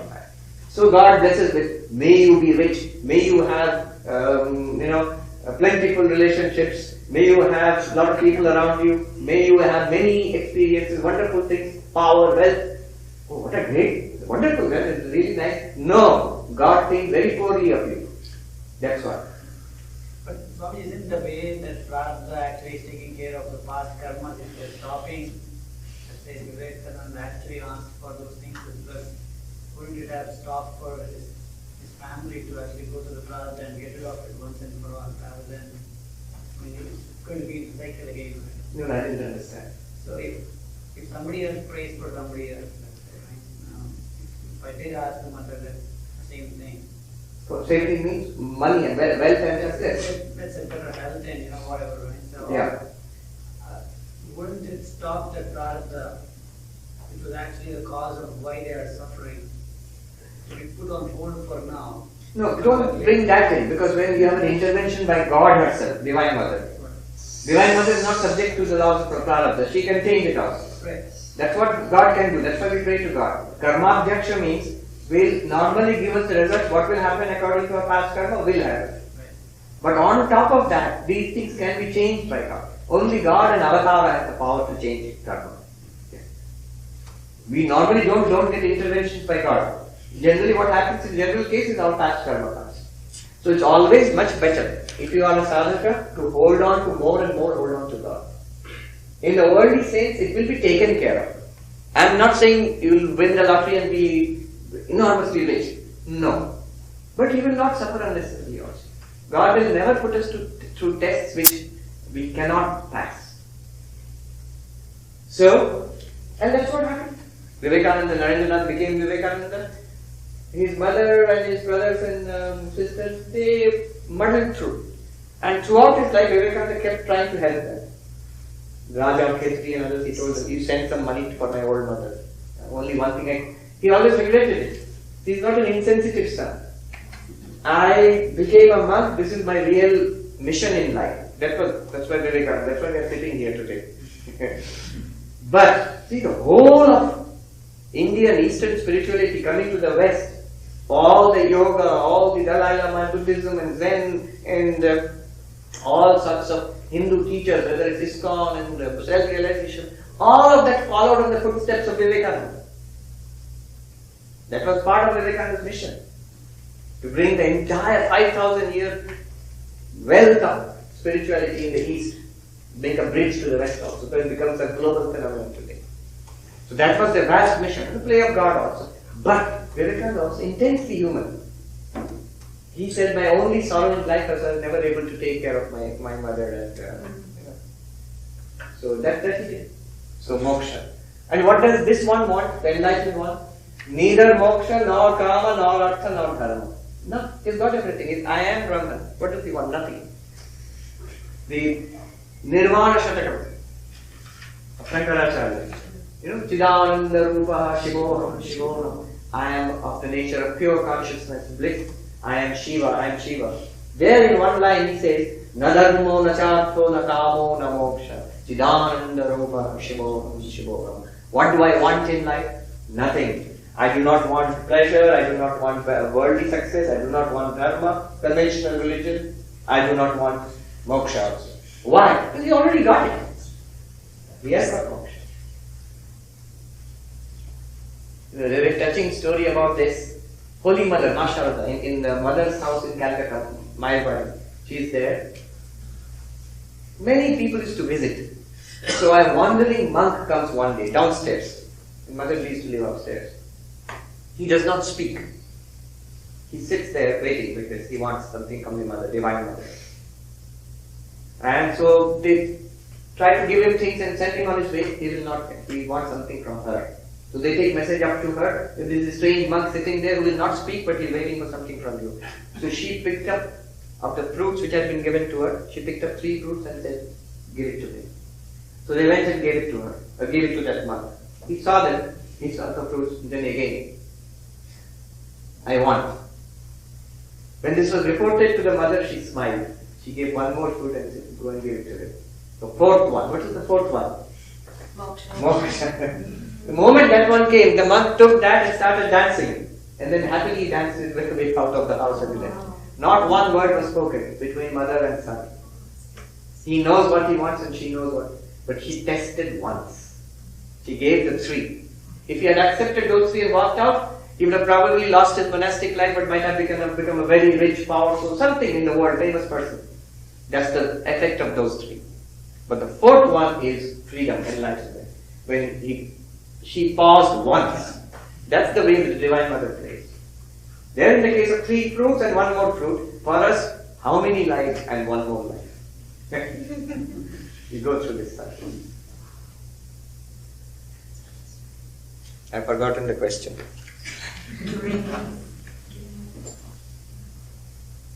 Why was Vivekananda sad that he didn't take care of his mother? Because he couldn't, he became a monk.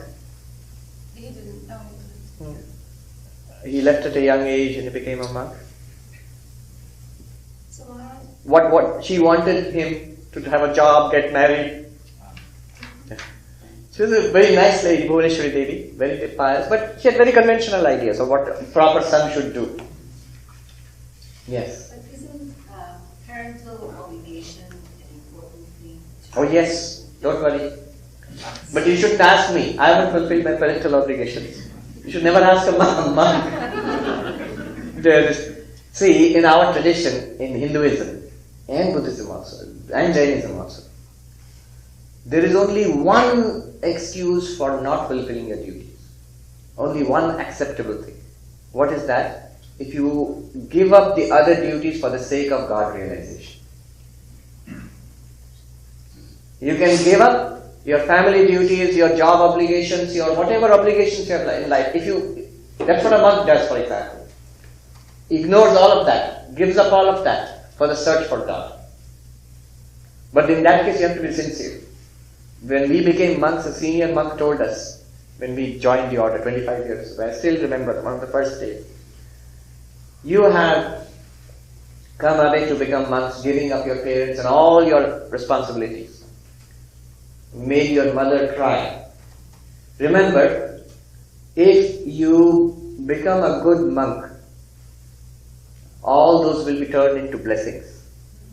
But if you do not become a good monk, if you do not sincerely pursue this path, then each teardrop shed by your mother will be a curse on your life. So that's some strong motivation. So that is accepted in our scriptures. But if you ask, why is it so?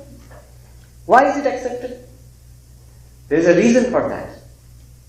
After all, ask yourself, what is the point of life itself? All of this game of life, what is it played for? What is the whole point ultimately? The point is enlightenment and God realization. Swami Vivekananda says each soul is potentially divine. The goal is to manifest this divinity within, to realize your identity with God. That's the goal of life. And everything else, education, holding a job, taking care of your parents, these things help you to grow spiritually.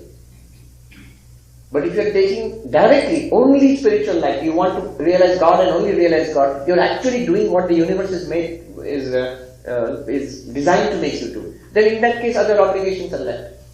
But suppose I do not fulfill those obligations and I go off on just me and mine, then from that point of view, you are actually regressing. And then the universe comes down on you with a hammer blow. That is bad karma.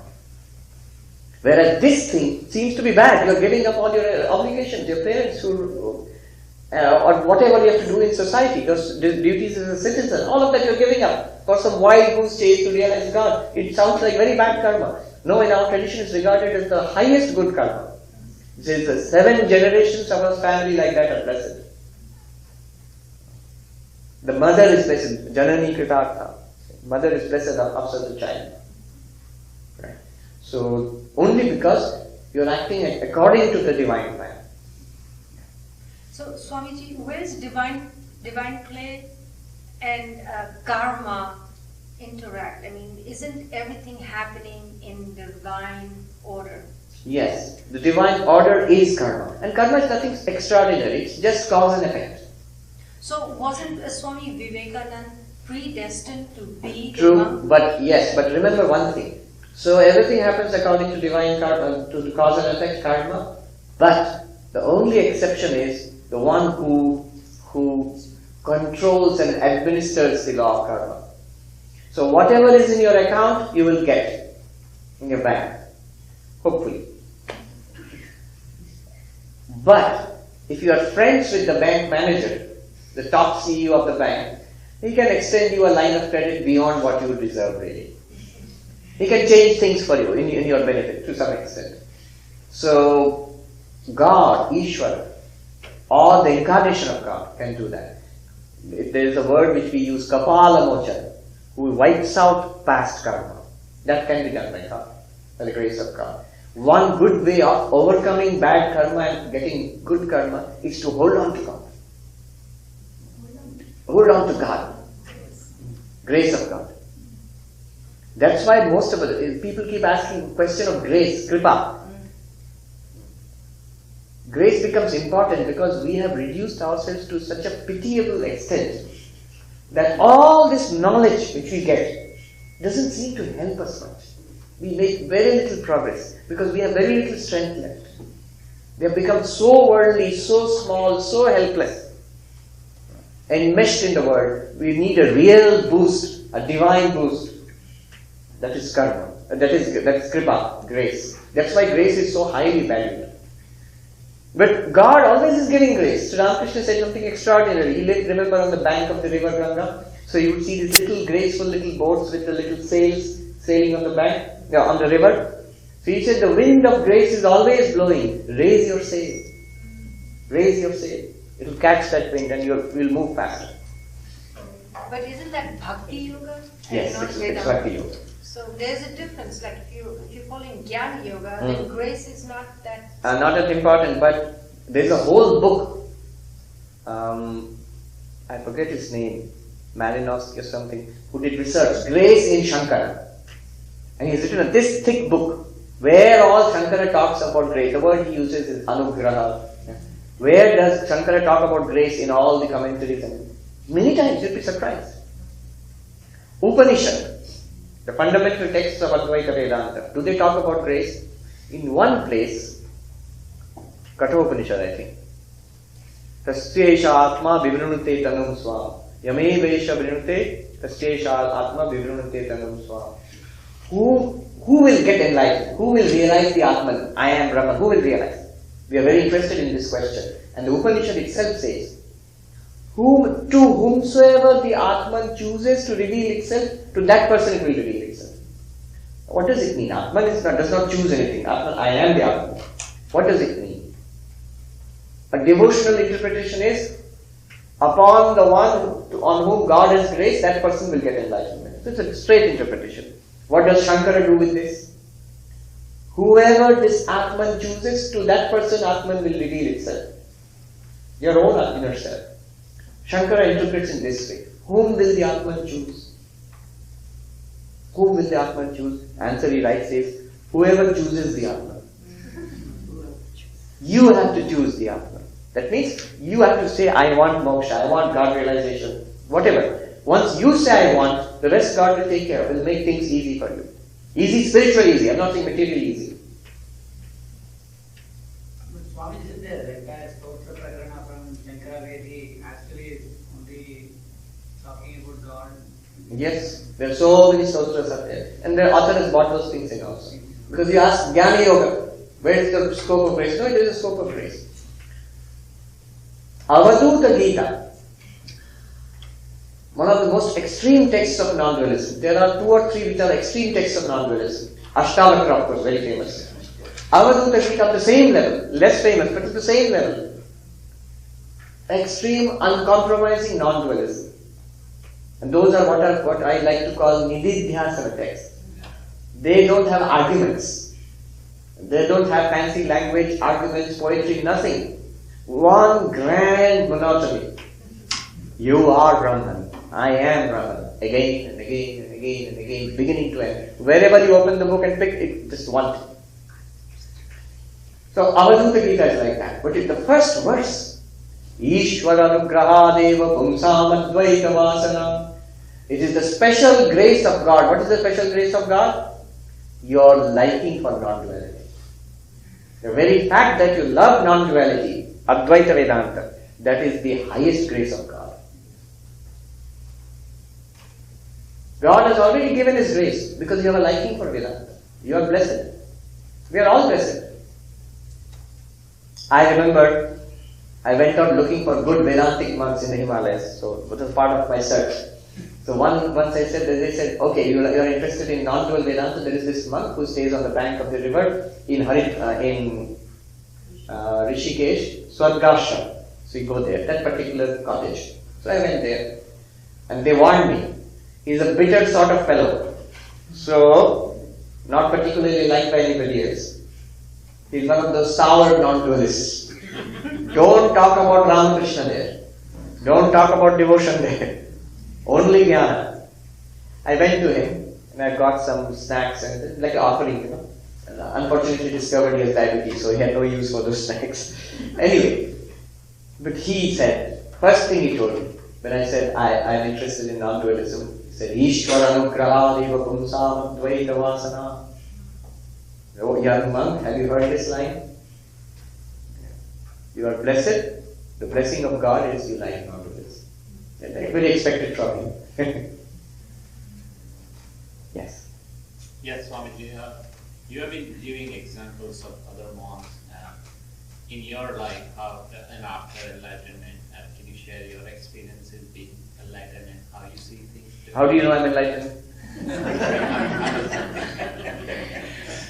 Probably I'm assuming, but I'm believing that too. I'm a very ordinary person. Don't bother about me. I am just transmitting these things because I enjoy them, I like them, and I like studying, talking about these things and sharing. So that's why I'm doing it. As far as I am concerned, big zero. Don't even think about me. There are these glowing examples. If you want personal examples, always go for the highest. Ramakrishna, Vivekananda, direct disciples of Sri Ramakrishna, many other great teachers, Ramana Maharshi, Nisargadatta and all. They're very good. That's it. One monk, I remember his name was Swami Nirmuktananda. At that time when I spoke, this thing happened when I spoke with him, he was about 100 years old. He was a disciple of Swami Shivananda. Swami Shivananda was a disciple of Sri Ramakrishna, the second president of our order. Not Shivananda of Divine Life Society, that's a different Shivananda. So, this Swami Nirmuktananda, he was in Belur Mutt. The whole story goes like this. Swami Ranganathanandaji, another disciple of Swami Shivananda, was the president of the order. And Swami Nirmuktananda had gone to him and asked him, Swami, what will become of me? Both of them are very senior monks of the order. And Swami Ranganathananda said to this Swami Nirmuktananda, this is your last life. I shall come back again. He said, Ranganathananda said, I shall come back again. But you don't have to come anymore.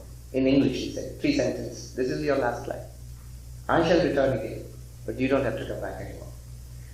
So I had heard this. By that time, Swami Ranganathan had passed away. But I wanted to verify it really. So one day I saw this old Swami Nirmuktananda, who was nearly 99 or 100 at that time, was sitting on the Holy Mother's temple, Ma Sharada's temple, on the bank, little temple on the bank of the Ganga in Belur Mutt. He was sitting on there on the side. A lot of devotees walking around. So I saw the Swami. I immediately took the opportunity, bowed down, and said, Swami, I have heard this, that you went to President Maharaj, Ranganathanji, and you said, what will happen to me? And he said to you, I said this much, and the Swami repeated the whole thing. He said to me that this is your last life, I shall return again, but you don't have to come again. Now, the interesting thing came after that. Out of this whole thing, what did Swami Nirmuktananda pick? He said, look at his attitude. He does not even want moksha. He wants to come back again and do Sri Ramakrishna's work, Swami Vivekananda's work. Swami Ranganathan used to say this again and again. I said, yeah, but forget that. You have got the blessing. Somebody like Ranganathanji said that this is your last life. That means this is moksha for you, enlightenment, release for you. His answer was so childlike and simple. See how level-headed he is. In Bengali he said, Hai Mahapurusha Ashirvad Dakaja. Yes, it's the blessing of the Mahapurusha, the great souls. Swami Shivananda was called Mahapurusha, his guru. Let us see. He is not particularly excited about it or anything like that. Moksha. Then I thought, maybe I felt this Swami is enlightened. So I was asking that, so how does the enlightened person, sort of roundabout way, I didn't ask that, so because you are enlightened, no. How does the enlightened person see this? Does that person see one Brahman and this world of people, bodies, and all these people, there's buildings and the river, like a shadow, and underlying the sense of a more fundamental reality, Brahman? He said immediately, just paused for a second and he said, no, there are no two, there is only one.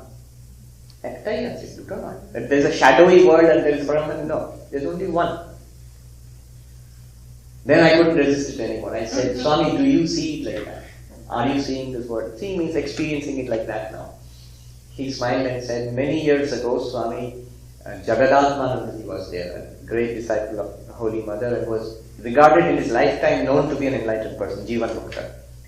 Another Swami, Bodhananda, who was the head of the Delhi Ramakrishna Mission, asked Swami Jagadananda, so, sir, are you enlightened? People say you're enlightened. Are you enlightened? And Jagadananda, who seems to have had all those who saw him, said he had a most remarkable smile, very sweet, dripping with sweetness. He smiled and he said, if I say yes, will you believe? And Buddhananda said, all right, Swami, that's it. I realized. And I said to Nirmuktananda, all right, Swami, that's all right. I just touched his feet. I still remember the scene is so glowingly fresh in my memory. And I walked away from there. So it is very nice to know that there are enlightened people. I know why people ask this. It's nice. We read that there are enlightened people. It's good to meet such people. And I personally believe this much I can tell you, that I have met such people. whom most conservatively speaking, I would say these 4 or 5 are enlightened beings. 4 of them were in our order, and 1 was a wandering monk outside. I have met and spent time with them, talked with them. I'm sure there are many more than that, but these are I'm sure about that. Swamiji, regarding the prarabdha karma, I heard for a long time I have a doubt about what is the first life. There is no first life. In Vedanta, you see it said Anadi Maya, beginningless. You say the chain is this: Avidya Kama Karma. Shankaracharya uses this phrase. Avidya means ignorance. Ignorance of what? My nature is Brahman. Kama means desire. Because I am ignorant of my nature as the infinite, I feel myself to be finite, then I have desire. I want this, I want that, I want that. The moment I have desire, karma, I start doing things with desire. If it is within dharma, then the results will be good. If it's outside dharma, adharma, the results will be painful. But whatever happens, karma will start giving results, and then birth after birth will come. And as through those births I do new karma, prompted by kama, prompted by avidya, and new karma phala will come. And so the cycle of birth and death continues. Where did it start? Because of karma. Where did karma start? Because of desire. Where did desire start? Because of ajnana, avidya. Where did it start? It did not start. It is beginningless. You might say, what a strange answer. You are avoiding. No. This great philosopher pointed this out to us once. Professor J.N. Mahanti in India. He lives here now, but he gave this talk. Simple example. Ignorance is beginningless. Suppose I ask you, do you know German? You said no. Remember, this is an audience in Calcutta. No. Suppose I ask you, so you are ignorant of German? Yes. When did the ignorance of German start? From my very birth, I don't know German. So before your birth, you knew German? No. Ignorance, any kind of ignorance. Something that you don't know it beginninglessly. But it's beginningless, but it has an end.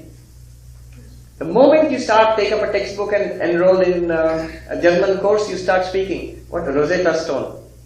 There are some other programs nowadays, apps available. What?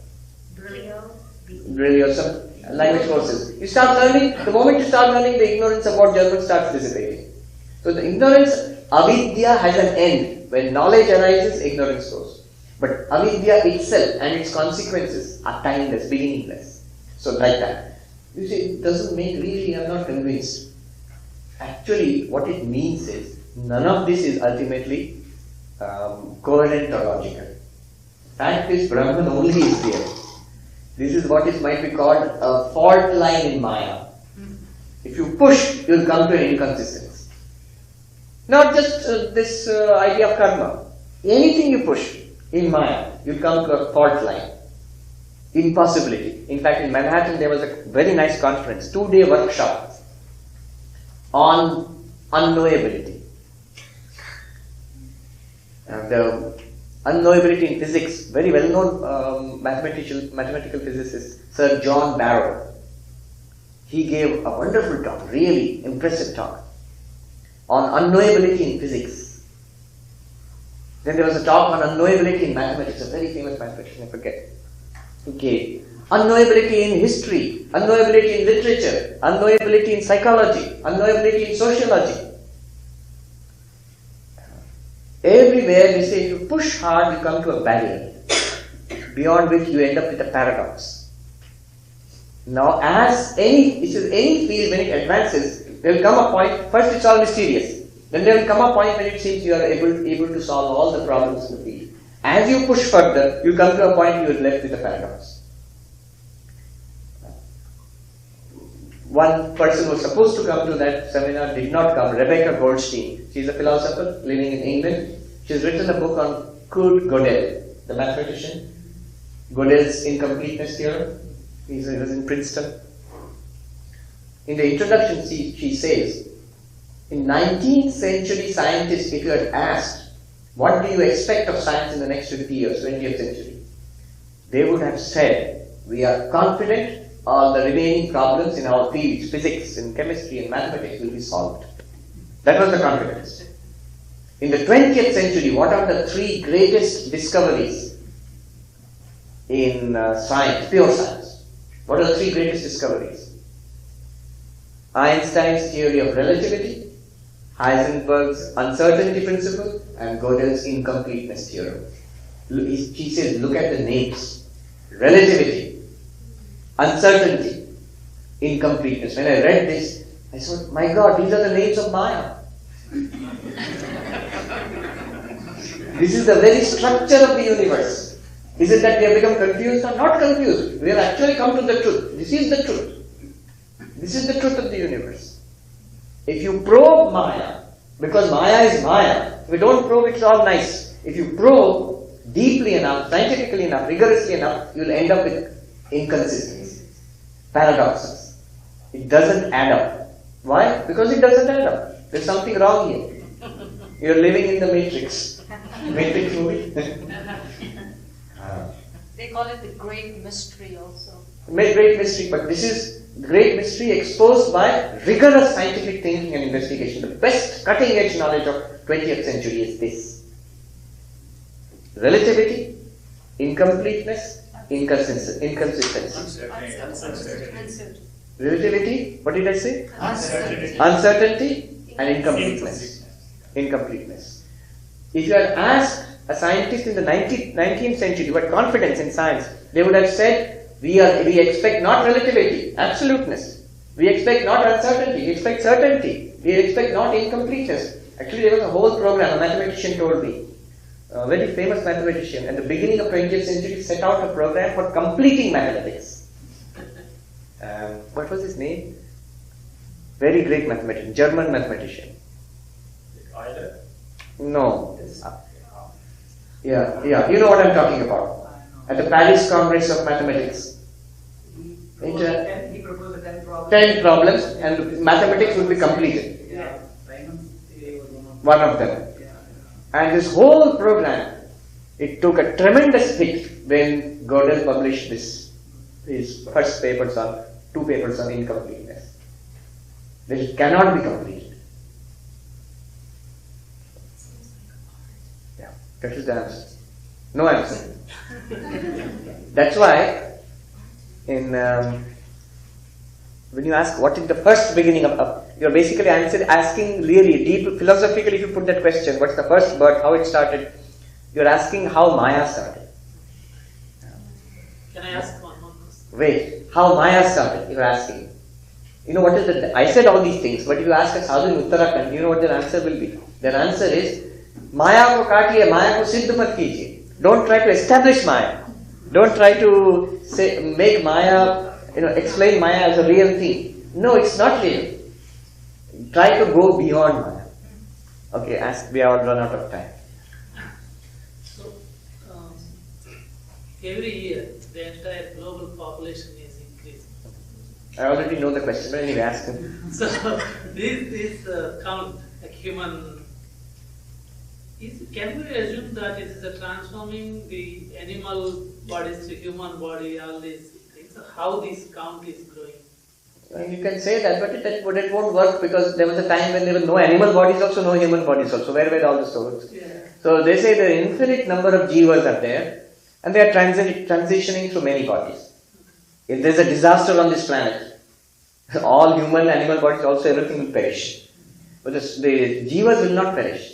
They will remain until they get a chance to get environment and bodies. So it does not mean that animals are becoming more human beings. Not necessarily. More jivas are being born as human beings. Not that all jivas have already got bodies. Many are in cold storage.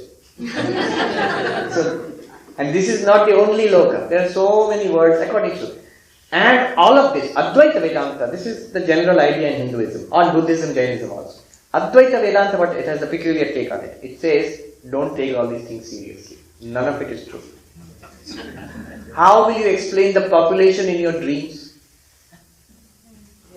Population in my dreams is expanding. Many more. So are many jivas coming into my dream? No. There is no jiva at all. There is only you. Nobody. And you can appear as a world full of, in your dream. If you're walking down New York and somebody asks, sir, what do you think is the population of the world? You will say, oh, this world, it has 7 billion human beings and many other living creatures. But it's a dream world. You wake up and you see. So all those 7 billion human beings which you thought about, there is nothing other than you, the dreamer. It is that one Brahman alone, which appears to be so many jivas. There is only one reality. It's not even that there are so many jivas. Don't take these things seriously. It's a framework. The whole point, the only thing to be taken seriously is you yourself. What am I? And not the contents of my experience, the experiencing consciousness. So thank you very much. What is the name of the mathematician was Hilbert? Hilbert. David Hilbert. Hilbert, very great mathematician. David Hilbert, extraordinary mathematician. He proposed completion of mathematics. International Congress of Mathematics, ICM Paris. He proposed that. David Hilbert. It was attended by Bertrand Russell and many others also. So, thank you very much for coming. I was thinking, what will we talk about for 2 hours? Time has passed just like that. See, 6:10 already. Let me do a Shanti mantra. Om Shanti Shanti Shanti Hari Om Tat Sat Shri Ram Krishna Arpanamastu.